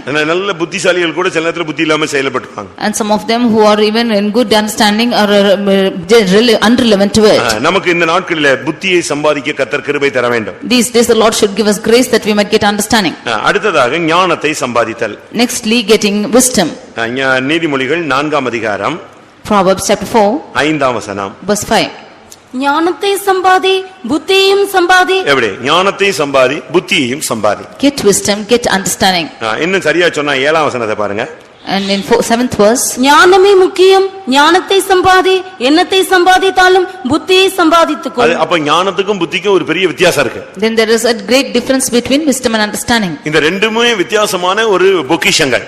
These are two treasures which have differences. முதலாவது நீ புத்தியை சம்பாதி. Firstly, get understanding. எதெல்லாம் தப்புங்கறத பார்த்துட்டு அந்த விட்டு வெளியே வா. See what is evil and depart from it. ஒரு விதத்துல அது மனம் திரும்பின வாழ்க்கை, இரண்டாவது விதத்துல வேறுபாட்டின் வாழ்க்கை. Firstly, it is a life of repentance, and nextly the life of separation. இன்னும் அந்த பொல்லாப்பா தெரிஞ்சதை விட்டுட்டு அது அதையே பிடிச்சிட்டு தொங்கிட்டே இருக்க கூடாது. You should not still not hang on to things which seem to be evil. நன்மை தீமை இன்னதென்று மனுபுத்திரனே அவர் உனக்கு அறிவித்திருக்கிறார். O man of God, the Lord has shown what is good and evil. உங்களுக்கு ஒண்ணுமே தெரியாதா? Do you not know anything? நாம ஒண்ணும் புத்தி பேதலித்தவர்கள் அல்ல. We are not the one who are not having wisdom. இது தவறு, இது சரி அப்படிங்கற பகுத்தறியக்கூடிய கிருபையை கர்த்தர் தந்திருக்கிறார். The Lord has given us a discerning spirit as to what is good and wrong. அப்ப நீ அந்த பொல்லாப்பை விட்டு வெளியே வரணும். Then from that evil you should come out. அப்பொழுது நீ புத்தியை சம்பாதிக்கிறாய். Then you will earn wisdom. ஒரு தெளிவான ஒரு மனப்பான்மை உனக்கு கிடைக்கிறது. You will have a clear aspect. இரண்டாவது ஞானத்தை சம்பாதிக்கிறாய். Secondly, get wisdom. அது எதை காண்பிக்கிறது? What does this show? கர்த்தருக்கு பயப்படுகிற ஒரு வாழ்க்கை. It shows a life which is fearing the Lord. அத சம்பாதி. You get it. கர்த்தருக்கு பயப்படாம நீ மனுஷனுக்கும் ஆபீசர்களுக்கும் மேல உள்ள ஆளுங்களுக்கும் லோக்கல்ல உள்ள ஆளுங்களுக்கும் சபையில உள்ளவங்களுக்கும் போதகர்களுக்கும் இவங்களுக்கெல்லாம் பயப்படுறதெல்லாம் கரெக்ட். ஆனா எல்லாவற்றுக்கும் மேலாக நீ யாருக்கு பயப்படணும்? கர்த்தருக்கு பயப்படுகிற பயம் ஞானத்தின் ஆரம்பம். அத சம்பாதி. It is good that you are hearkening or obeying to the ones who are higher above you and your higher authorities, but the first thing is you receive the fear of God, and that is wisdom. இந்த கர்த்தருக்கு பயப்படுகிற பயம் நம்ம சொல்றமே, இது கிடைக்குமா? What the fear of the Lord, shall we get it? இது பரிசுத்த ஆவியில நமக்கு கிடைக்கிறது. This is given to us by the Holy Ghost. ஏசாயா 11:2 பார்க்கும் பொழுது Isaiah chapter 11 verse 2, அங்கே சொல்லி இருக்கிறது கர்த்தருக்கு பயப்படுகிற பயத்தை அருளும் ஆவி. it is said that the spirit of fear which is given by the கர்த்தருக்கு Spirit of பயப்படுகிற God. பயத்தை அருளும் ஆவி அபிஷேகத்தில் இருக்கிறது. It is the spirit of wisdom which is given in the Holy Spirit. மூன்றாவதாக Thirdly, நீதிமொழிகள் 18:15 பார்க்கும் பொழுது Proverbs 18:15, அறிவை சம்பாதி. you get knowledge. 18:15 புத்திமானுடைய மனம் அறிவை சம்பாதிக்கும், ஞானி புத்திமானுடைய மனம் அறிவை சம்பாதிக்கும். The heart of the prudent getteth knowledge. நமக்கு இந்த நாட்கள்ல அறிவை சம்பாதிக்கணும். These days we should get knowledge. அறிவுன்னு சொன்ன உடனே இந்த உலக knowledge நம்ம ஜிகே நினைச்சிர கூடாது. We should not say that it's the knowledge of this world, no general general knowledge. knowledge அப்படி நினைச்சிர கூடாது. We should not think that this is general knowledge. கர்த்தர் பைபிள்ல சொல்ற அறிவுனா என்ன? What is the knowledge which the word of God says? பரிசுத்தரை அறிகிறதே அறிவு. The knowledge of knowing the Holy One is the knowledge. புதிய ஏற்பாட்டில் அறிவுனா என்ன? What is the knowledge in the New நம்முடைய Testament? கர்த்தராகிய இயேசு கிறிஸ்துவை அறிகிற அறிவு. The knowledge of knowing our Lord Jesus Christ. இதை பிலிப்பியர்ல நான் பார்க்கும் பொழுது When we read this in Philippians, என்னுடைய கர்த்தராகிய இயேசு கிறிஸ்துவை அறிகிற அறிவின் மேன்மைக்காக நான் எல்லாவற்றையும் குப்பையும் என்று எல்லாவற்றையும் நான் நஷ்டம் என்று விட்டேன், குப்பையாக எண்ணுகிறேன். I have counted everything as loss and dung that I might know Christ. பிலிப்பியர் 3ஆம் அதிகாரம் 7ல நாம் இதை பார்க்க முடியும். 8ஆம் வசனத்திலே பார்க்க முடியும். Philippians 3rd chapter verses 7 and 8 we can see this. பிலிப்பியர் 3:8 Philippians 3:8. அங்க என்ன சொல்லி இருக்கிறது? What is said there? என் கர்த்தராகிய இயேசு கிறிஸ்துவை அறிகிற அறிவு. The excellency of the knowledge of Christ Jesus. அது அந்த மேன்மைக்காக நான் எல்லாவற்றையும் நஷ்டம் என்று விட்டேன். For this greatness I have counted everything as அப்ப நாம் loss. சம்பாதிக்க வேண்டியது கிறிஸ்துவை அறிகிற அறிவை நாம் சம்பாதிக்க வேண்டும். Then I should get knowledge and the knowledge of Christ அது எதை Jesus. காண்பிக்கிறது? பிரதிஷ்டையின் ஜீவியத்தை உலகத்தை வெறுப்பதை காண்பிக்கிறது. That shows the life of consecration and hating the world. கர்த்தருடைய பரிசுத்த நாமத்துக்கு மகிமை உண்டாவதாக. Glory be to the holy name of the Lord. நான்காவது Fourthly, நீதிமொழிகள் 31:16 பார்க்கும் பொழுது Proverbs 31 verse 16. அங்கே குணசாலியான ஸ்திரீ சம்பாதிக்கிற ஒரு காரியம் என்ன? There are virtuous woman, what is she earning? வாசிங்க. ஒரு வயலை விசாரித்து அதை வாங்குகிறாள், தன் கைகளின் சம்பாத்தியத்தினால் திராட்சை தோட்டத்தை நாட்டுகிறாள். ஒரு குணசாலியான ஸ்திரீயினுடைய சம்பாத்தியம் என்ன? தன் கைகளின் சம்பாத்தியம் அவளுக்கு திராட்சை தோட்டத்தை கொடுக்கிறது. The labor of the works of the hands of a virtuous woman is she is getting a vineyard. அவளுடைய கைகளில் அவளுக்கு ஒரு கைகளில் ஒரு சம்பாத்தியம் இருக்கிறது. She is having the fruit of her hands. அந்த சம்பாத்தியத்துல அவ செய்யறது என்ன? திராட்சை தோட்டத்தை நாட்டுகிறாள். She is planting a vineyard with that earning. இது திராட்சை தோட்டம் என்பது சபையை காண்பிக்கிறது. This vineyard shows the church. மகிழ்ச்சியான வாழ்க்கையை காண்பிக்கிறது. It shows a joyous life. அது ஆவிக்குரிய வளர்ச்சியை காண்பிக்கிறது. It shows the spiritual growth. நாம இந்த உலகத்துல என்னத்தை சம்பாதிச்சாலும் சபைய காரியங்களில் நமக்கு பிரயோஜனப்பட வேண்டியது அவசியம். Whatever we earn in this world, we have to be used in this church. திராட்சை தோட்டம் அது நேசருக்குரியது. Vineyard belongs to the beloved. ஏசாயால சொல்லி இருக்கிறது, நேசருக்கு ஒரு திராட்சை தோட்டம் இருந்தது. In Isaiah it is said that the beloved had a vineyard. உனக்கு ஒரு ஊழியம் இருக்கிறது. You have a ministry. உனக்கு ஒரு சபை இருக்கிறது. You have a church. உனக்கு ஒரு ஆவிக்குரிய தன்மை இருக்கிறது. You have a spiritual aspect. நாம் இதை சரியான விதத்தில் விளங்கிக் கொண்டு நாம் இதெல்லாம் சம்பாதிக்க வேண்டும். We should understand this rightly and earn these things. அவளுடைய கைகளின் சம்பாத்தியத்தினாலே அவள் வாழ்க்கையிலே முன்னேறுகிறாள். She with the fruit of her hands she got this vineyard. நீ குலசாலியான ஸ்திரீயா இருந்தா ஒரு வயலை விசாரித்து வாங்குவ. ஒரு ஆத்துமாவை சந்தித்து அவங்களை விசாரிச்சு சத்தியத்துக்குள்ள நீ கொண்டு வருவாய். If you be a virtuous man, then you will get a vineyard, you will inquire about soul and you will bring them into this truth. திராட்சை தோட்டம் ஒரு வளர்ச்சியை காண்பிக்கிறது, சபையை காண்பிக்கிறது, மகிழ்ச்சியை காண்பிக்கிறது. இப்படி பல அனுபவங்களை சொல்லிக்கொண்டே போகலாம். Vineyard shows a church, a growth, and it shows the joy. நாம் அதை விட்டுவிடவே கூடாது. We should not leave this. வேதாகமத்தில் நாம் பார்க்கும் பொழுது ஒரு சாதாரண மனுஷனுக்கு ஒரு திராட்சை தோட்டம் இருந்தது. அதை எப்படியாவது ஒருத்தன் பிடுங்கணும்னு ட்ரை பண்ணான் ஒரு ராஜா. In the word of God we see that an ordinary man had a vineyard and the king wanted to somehow take it off. Ahab என்ற ராஜா எசபேலுடைய புருஷன் போய் அந்த திராட்சை தோட்டத்தை பிடுங்கணும்னு ட்ரை பண்ணான். King Ahab, the husband of Jezebel, wanted to go and take that vineyard. நீ உன் திராட்சை தோட்டத்தை கொடு, நான் கீரை தோட்டமா மாத்துறேன்னு சொன்னான். He said that give me this vineyard that I am making it a garden of greens. அதுக்கு அவன் என்ன சொன்னான் தெரியுமா? What did he say for that? என்னனாலும் செய்ய, என் திராட்சை தோட்டத்தை மட்டும் என்ன செய்ய மாட்டேன், தரவே மாட்டேன். He said, you do anything you like, I will not give my vineyard. திராட்சை தோட்டத்தை தர்ற வேலையை என்கிட்ட கேட்காதன்ட்டான். Do not ask me to give my vineyard.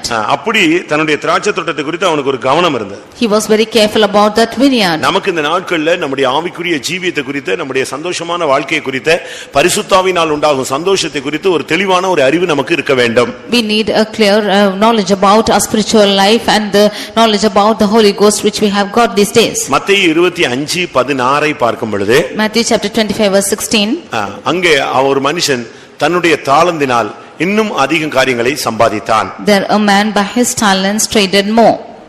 5 தாளந்தை வாங்கினவன் போய் அவைகளை கொண்டு வியாபாரம் பண்ணி வேற 5 தாளந்தை சம்பாதித்தான். 5 தாலந்து வாங்கினவன் இன்னும் 5 தாளந்தை சம்பாதித்தான். He who had received 5 talents went and got even 5 talents. இது திறமைக்கு தக்கதாக, இல்லாவிட்டால் தேவன் கிருபைக்கு தக்கதாக நமக்கு பகிர்ந்து கொடுக்கிற ஈவின் தன்மைகள், இல்லாவிட்டால் வரங்கள், வல்லமைகள், ஜெப ஆவி, விசுவாசம், பரிசுத்தம், பிரதிஷ்டை, தெய்வீகமான தன்மைகளை காண்பிக்கிறது. This shows the gifts and talents and power and the divine characters and faith which the Lord has given to us by faith. அவனவனுடைய முந்தின வசனம், அவனவனுடைய திறமைக்கு தக்கதாக ஒருவனிடத்தில் 5 தாலந்து கொடுக்கப்பட்டது. Then the previous verse we say that according to each one's talents, one was given 5 talents. இன்னொருத்தல 2 தாலந்து கொடுக்கப்பட்டது. And to another 2 talents. 5 தாலந்தை வைத்து அவன் 5 தாலந்தை சம்பாதித்தான். And he who had 5 talents earned 5 talents with 2 it. தாலந்தை வைத்து 2 தாலந்து சம்பாதித்தான். And he who had 2 had earned 2 சரி, talents. உங்களுக்கு கொடுத்த கிருபையை வைத்து நீங்க என்ன சம்பாதிச்சிருக்கீங்க? Now what have you earned with the talents which the Lord has given இன்னைக்கு you? உலகத்துல எத்தனையோ பேருக்கு கிருபை கிடைக்கு, அவங்க பெரிய மீட்டிங் போட்டு கோடிக்கணக்கில் சம்பாதிச்சிடுறாங்க. Today many of them are given the graces and they are conducting meetings and earning crores. பணமா சம்பாதிச்சிடுறாங்க. By casting out demons they are getting earning money. தீர்க்கதரிசனம் சொல்லி பணமா சம்பாதிச்சிடுறாங்க. By telling the prophecies they are earning money. அப்படிதானே? உலகத்துல இப்படி தான் நடக்குது. This is what happening in the world. அற்புதங்களை செய்றாங்க, பணமா சம்பாதிச்சிடுறாங்க. They are doing miracles and earning money. ஆனா இந்த தாளந்தை கொடுத்து இதை சம்பாதிக்கிறது அல்ல. But not giving this talent and earning things. உனக்கு கொடுத்த ஜெப ஆவியை வச்சு நீ என்ன சம்பாதிச்சிருக்கிற? By your prayer life what have you earned? பணத்தை அல்ல. Not money.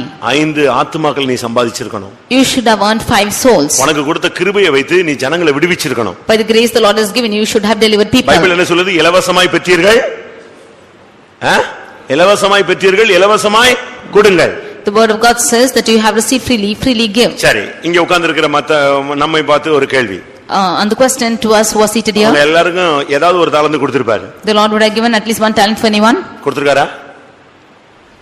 கொடுத்திருக்காரா? Has he given? எல்லாருக்கும் ஒரு gift இருக்கும். All of them will have a gift. ஏதாவது ஒரு திறமை இருக்கும். All, they will have some gift. உங்களுக்கு இல்லன்னு நீங்க என்ன செய்ய முடியாது?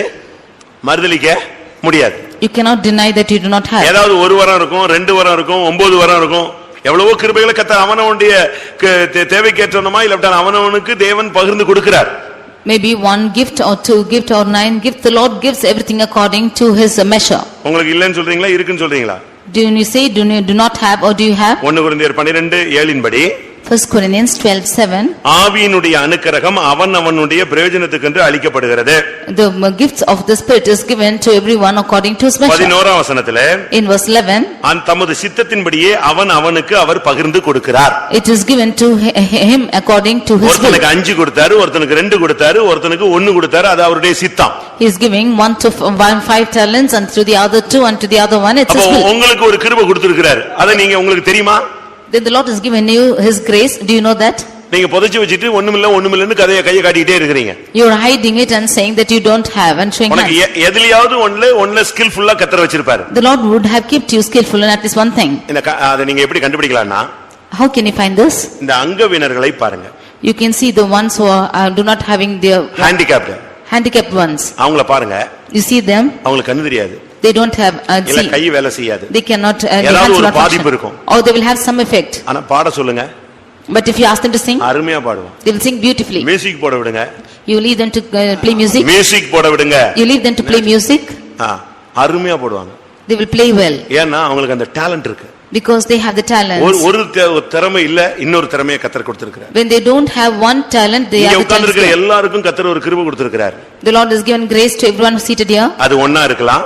That might be 1. ரெண்டாக இருக்கலாம். It might be 2. அஞ்சாவும் இருக்கலாம். It might be 5. உங்களுக்கு இருக்கா? Do you have it? இல்லன்னு சொல்வீங்களா? Will you deny saying no? RS ஜேக்கப்னு ஒரு சிறுகதை எழுதுகிற ஒருத்தரை நீங்க கேள்விப்பட்டிருப்பீங்க. One person whose name is R.S. Jacob, he was a story writer. இந்த கிறிஸ்டியன் கதைகள்லாம் ரொம்ப எழுதி வச்சிருப்பாரு, நீங்க படிச்சிட்டு இருந்திருப்பீங்க. He used to write many Christian stories, you would have read. அவருக்கு எப்படி இந்த கிருபை கிடைச்சதுன்னு நேத்து நான் படிச்சு பார்த்தேன். Yesterday I read as to how he got the calling. அதாவது எப்படி அவருக்கு நாவன்மை கிடைத்தது, எப்பொழுது அவருக்கு எழுத்து திறமை கிடைத்தது. When he got the talent to speak and when he got the talent to write. அவர் சின்ன பையன்ல படிக்கும்போது, when he was learning as a small boy, ஒரு நாள் பொன்னம்மா சன்னியாசின்னு ஒருத்தங்க வந்து பிரசங்கம் பண்ணாங்க. One day one person whose name is Ponnamma Sannyasi came and preached. எல்லாருக்கும் ஒவ்வொரு கிருபை உண்டு. Everybody has a gift. ஒவ்வொருவருக்கும் கர்த்தர் ஒரு தாளந்தை கொடுத்திருக்கிறார். The Lord has given a grace to everyone. அந்த 3 பேர் நிக்கும்போது 2 பேருக்கு அழகா 5 5 3 8ன்னு கொடுத்திருக்கலாம். இந்த ஒரு ஆளை எம்டியா விட்டுறலாம். ஆனா தேவன் என்ன செய்யல, எம்டியா விடல. அவனுக்கு தக்கதாக எதை கொடுத்தாரு? ஒரு தாளந்து கொடுத்தார். When 3 of them are standing, the Lord could have left one empty, but according to his talent he has given him one. அதுல இருந்து என்ன விளங்கிக் கொள்றோம்? By this what do we understand? எல்லாருக்கும் என்ன உண்டு? ஒரு தாளந்தாவது உண்டு. All of them have at least one talent. அப்படினு சொன்னாங்களாம். He said like this. இவர் அதை பிடிச்சு வச்சுக்கிட்டார். He held on to it. இந்த வார்த்தை அவரை தொட்டுருச்சு. This word touched him. ஸ்கூல்ல ஒரு நாடகம் போட்டாங்களாம். There was a drama in the school. அதுல இவருக்கு ஒரு நடிப்பு பகுதி கொடுத்தாங்களாம். And there was his portion to act. அத மனப்பாடமும் செய்ய முடியலையா, சரியா சொல்லவும் முடியலையா. He could neither memorize nor tell it properly. இவருக்கு நாடகம் போட்டு நடிக்க வச்சு முக்கியமான நல்ல இவரை கொண்டு போய் நிறுத்தணும்னு இவங்க பிராக்டிஸ் கொடுத்தா தப்பா சொல்லிட்டு இருந்தாராம். He was given the practice that he might act and he was telling everything wrong. உடனே என்ன பண்ணாங்களா? Immediately what they did? இவர் அந்த நாடகத்துல இருந்து தூக்கிட்டாங்க. They took him out of that drama. இந்த பையனுக்கு நடிக்க தெரியல, பேச தெரியல போன்னு சொல்லிட்டாங்க. He does not know how to act or speak and put him off. அது இவருக்கு பயங்கர வெசனமா இருந்துச்சு. That was grievance to him. நேரா வீட்ல போய் ஸ்கூல் பேக் போட்டுட்டு நேரா போய் ஒரு ஓடைக்குள்ள போய் உட்கார்ந்தாராம். He went and put back his school bag in his house and went and எல்லாருக்கும் ஒரு தாளந்தாவது உண்டுன்னு அங்க இன்னைக்கு பிரசங்கம் பண்ணாங்க. They preached at least there is one talent for everyone. But எனக்கு இந்த பேச்சு திறமை கூட இல்லாம போயிருச்சே. But I don't have this talent even to speak. அப்படினு சொல்லிட்டு அங்கேயே நின்னு அழுது எனக்கு தாங்கன்னு கேட்டிட்டு கொஞ்ச நேரத்துல சின்ன பிள்ளையா இருந்ததனால அப்படியே தூங்கிட்டார். There he cried and when he was asking like this because he was a small boy he slept. ஊருக்கு வெளியே ஒரு ஓடையில ஆளு அப்படியே கிடக்குறார். He went and he was crying in அப்ப ஒரு சின்ன பையன். He was a small lad then. என்ன நடந்துச்சு? ஒரு சொப்பனம். Then he had a dream. சொப்பனத்துல ஒருத்தர் வந்து in his dream one person came இவர் நாக்குல எழுதினாராம். and wrote in his tongue. நாக்குல எழுதினாராம். He wrote in his tongue. அந்த எழுதின அந்த இத இவர் கையில கொடுத்தாராம். And what he has written, he gave it in his hands. நாக்குல எழுதியாச்சு, அடுத்து நெஞ்சாச்சு. அந்த எழுத்தாணிய இவர் கையில கொடுத்துட்டார். He wrote in his tongue and gave that pen to his hand. சொப்பனம் முடிஞ்சிருச்சு. And the dream was over. இப்ப வீட்ல ஆளை காணணும் ஊரெல்லாம் தேடி அங்க எங்க கடைசில எங்க வந்துட்டாங்க எல்லாரும் சேர்ந்து ஓடையில வந்து இவரை பார்த்துட்டாங்க. When they saw that he was not found in his house, they came and found him in the brook. இப்போ நாடகத்துல இருந்து இவரை தூக்கிட்டாங்க, அதனால தான் இவர் துக்கத்துல வந்தாருங்கிறது எல்லாருக்கும் தெரிஞ்சு போச்சு. Now everybody came to know that he was taken away from the drama and therefore he was grieved. அப்போ திருப்பி அந்த டீச்சர் சொன்னாராம், சரி உனக்கு நாடகத்துல அந்த போர்ஷனை நெஞ்சிடுறேன் கொடுத்துறேன்னு சொல்லிட்டாராம். Now the teacher again said that I will give you that portion in the drama. அடுத்த நாள் அந்த போர்ஷன்ல நடிச்சா ஒரு தப்பு கூட இல்ல. Next day when he acted with that portion, there was no fault at all. அவர் சொல்லாரு, அன்னையில இருந்து என் நாக்குல அவர் தொட்டதுனால, ஆண்டவர் தொட்டதுனால நான் பேச்சாளனாகவும் மாறினேன், கையில அதை கொடுத்ததுனால நான் யாரா மாறினேன், எழுத்தாளனாகவும் மாறினேன். He said, because the Lord has given me, from that day I became an orator, and because he's given in my hands I became a writer. கர்த்தர் உங்க நாக்க தொட்டார்னா நீங்க பேச்சாளராய் மாறிடலாம். If the Lord will touch your tongue, you will become an orator. கையில எழுத்தாணியை கொடுத்தா நீங்க யாரா மாறிடலாம், எழுத்தாளனாய் மாறிடலாம். If he gives the pen in your hand, then you can become a writer. சங்கீதக்காரன் சொல்லுகிறான், என் நாவு விரைவாய் எழுதுகிறவனுடைய எழுத்தாணி. அவ்வளவு ஃபாஸ்ட்ல பேசுவான். The psalmist says that my tongue is a speed writer. நீங்களும் இன்னைக்கு போய் உட்கார்ந்து ஜெபம் பண்ணுங்க, கர்த்தர் நாக்குல எழுதுறாரா நெத்தியில எழுதுறாரான்னு பார்க்கலாம். You go and pray and see if the Lord is writing in your tongue or on your forehead. நெத்தியில எழுதிட்டாருன்னா ஊழியத்துக்கு வந்துட்டீங்கன்னு அர்த்தம். If he is writing on your forehead, you are coming to ministry. பிதாவின் நாமம் போட்டாருன்னா போச்சு, அவ்வளவுதான். நீ எங்க சுத்தினாலும் அங்க வந்து சேர்ந்துருவ. If he gives the name of the Father, he will come anywhere. உங்களுக்கு ஒவ்வொருவருக்கும் ஒரு தாளந்து இருக்கு. நீங்க அதை வச்சு சும்மா அப்படியே புதைச்சு வச்சுக்கிட்டு விதைக்காத இடத்துல அறுக்கிறவரும் தெளிக்காத இடத்துல சேர்க்கிறவரும் பிரசங்கம் பண்ணிட்டு இருக்க கூடாது.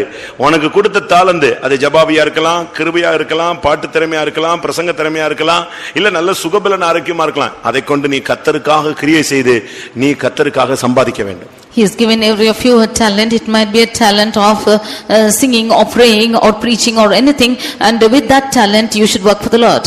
உங்களுக்கு கர்த்தர் கூட ஏதாவது ஒரு கிருபை கொடுத்திருப்பாரு. The Lord will give you at least any talent. நீங்க அதை ஜெபத்துல கூட யூஸ் பண்ணலாம். You can use that even in prayer. முழங்கால்ல கூட யூஸ் பண்ணலாம். You can use that in kneeling. முழங்கால் போடுற கிருபை கொடுத்திருப்பாரு. He would have given you the grace to kneel. கண்ணீரின் ஆவி தருவார். He will give you the விழிப்பின் ஆவி தருவார். He will give you the waking spirit. இதெல்லாம் நீங்க பயன்படுத்தணும். நீங்க பாட்டுக்கு அந்த கிருபையை வாங்கிட்டு அந்த ஒரு தாளந்த வாங்குனவன மாதிரி நல்லா நைட்ல தூங்கிட்டே இருக்க கூடாது. அந்த ஒரு தாளந்தை நீ பயன்படுத்தி அந்த ஒரு தாளந்தை வைத்து நீ இன்னொரு தாளந்தை சம்பாதிக்கணும். ஒரு ஆத்மாவை சம்பாதிக்கணும், ஒரு துக்கத்தில் இருக்கிறவங்களை விடுதலையாக்கணும், ஏதாவது ஒரு ஊழியத்துல நீ பயன்படுத்தப்படணும் அந்த தாளந்தை வைத்து. You should make use of this talents, and somehow you should utilize this and at least earn one soul or may be a source of concern to the others. அடுத்து nextly, நீ சம்பாதிச்சு பரலோகத்துல உன்னுடைய பொக்கிஷத்தை சம்பாதிச்சு சேர்த்து வைக்கணும். You should earn and save your treasures in heaven. 5 தாளந்தை வைத்து அவன் 5 சம்பாதித்தான். Keeping 5 talents, he earned 5 more. லூக்கா 12ஆம் அதிகாரம் Luke chapter 12 33ஆம் வசனத்தை பார்க்கும் பொழுது verse 33, அங்க என்ன சொல்லப்பட்டிருக்கிறது? what it said there? உங்களுக்கு உள்ளவைகளை விற்று பிச்சை கொடுங்கள், பழமையாய் போகாத பணப்பைகளையும் குறையாத பொக்கிஷத்தையும் பரலோகத்திலே உங்களுக்கு சம்பாதித்து வையுங்கள். இந்த உலகத்துல சம்பாதிச்சு சேர்த்து வச்சது மாத்திரமல்ல, எங்க சம்பாதிச்சு சேர்த்து வைங்க, எங்க சம்பாதித்து வைங்க, பரலோகத்துல சம்பாதிச்சு வைங்க. You earn for the treasures in heaven. இந்த உலகத்தோட நமக்கு வாழ்க்கை முடியறது இல்லையே. With this world, this life is not ending up. பரலோகத்துல உங்களுடைய பொக்கிஷத்தை சம்பாதிச்சு சேர்த்து வைங்க. You add and save your treasures in heaven. இங்க உள்ள பேங்க்ல பேலன்ஸ் எப்படி இருக்கு? How is the balance here in the bank? நல்லா இருக்கா? Is it good? போன வாரம் நான் ஒரு இடத்துல இருக்கும்போது ஒரு தகப்பன் ஃபோன் பண்ணாரு. Last week a father was calling me up. எனக்கு அந்த பொண்ணுக்கு நல்ல இடத்துல நீங்க பாருங்க. You look for my girl in a good place. எவ்வளவு கொடுக்கணுமோ கொடுத்துடலாம். How much ever he can give. அந்த அளவு நான் ஆண்டவர் கிருபையில எல்லாம் வச்சிருக்கிறேன். To that extent I have kept everything. அப்போ இவர் தம் பிள்ளைக்காக எல்லாம் சம்பாதிச்சு வச்சிருக்கிறார். Then he has earned everything for his daughter. பரலோகத்துல நீ ஏதாவது சம்பாதிச்சு சேர்த்து வச்சிருக்கியா? But have you earned anything in heaven? அந்த பேங்க்ல உங்களுக்கு எவ்வளவு இருக்கும்னு நினைக்கிறீங்க? How much will you have in that bank? சொல்லுங்க, எவ்வளவு இருக்கு? You say as to how much you have? சொல்லுங்க, எவ்வளவு சேர்ந்திருக்கும்? இருக்குமா? Will you have it stored? நீங்க சேர்த்து வைக்கிறீங்க, நான் அதை செய்தேன் அப்படின்னு சர்லெஸ் கிளப்பிடும். You are gathering it up there. When you say that I have done it, it's coming down and it's becoming less. நீங்க இப்ப காணிக்கை கொடுக்கறீங்க. Now you are giving offering. அது தேவனுக்காக நீங்க செலுத்துறீங்க. That is what you are giving to God. அதனுடைய percentage எங்க சேர்ந்துருது? That percentage is added. மேல உள்ள அக்கவுண்ட்ல கிளியர் ஆயிடுது. It is added in your account above. நான் இவ்வளவு கொடுத்தேன் தெரியுமா அப்படின்னு உடனே டக்குன்னு நெஞ்சிருச்சே. அவ்வளவும் க்ளோஸ் ஆயிடுச்சு. When you say that I have given so much, immediately everything is gone. அவ்வளவுதான், வைரஸ் ஃபார்ம் ஆயிடுச்சு. There is a virus which is formed. உடனே அது அவ்வளவும் சுத்தமா அழிஞ்சு ஒண்ணு இல்லாம போயிடும். And it destroys with nothing. நான் இதை செய்தேன் என்று எப்பொழுது நீங்கள் சொன்னீர்களோ அப்பொழுதே நீங்கள் பூமியிலே அதை அடைந்து தீர்ந்தாயிற்று. Whenever you say that I have done this, then you have received your reward in this world itself. பரலோகத்துல பொக்கிஷத்தை சம்பாதிச்சு வச்சிருக்கீங்களா? Have you laid up treasures in heaven? சம்பாதிச்சு வச்சிருக்கீங்களா இல்லையா? Have you earned in heaven? இங்கேயே லோன் பயங்கரமா இருக்கு, இதுல போய் அங்க எங்க சம்பாதிச்சு வைக்கிறது? Here itself we have our loans to great extent. Where are we to gather there? நம்ம ஆளுங்கள்ட்ட இருக்கிறதுல கர்த்தர் கொடுத்ததுன்னு சொல்றதுக்கு ரொம்ப கம்மிதான். There are very few who can say that the Lord has given to them.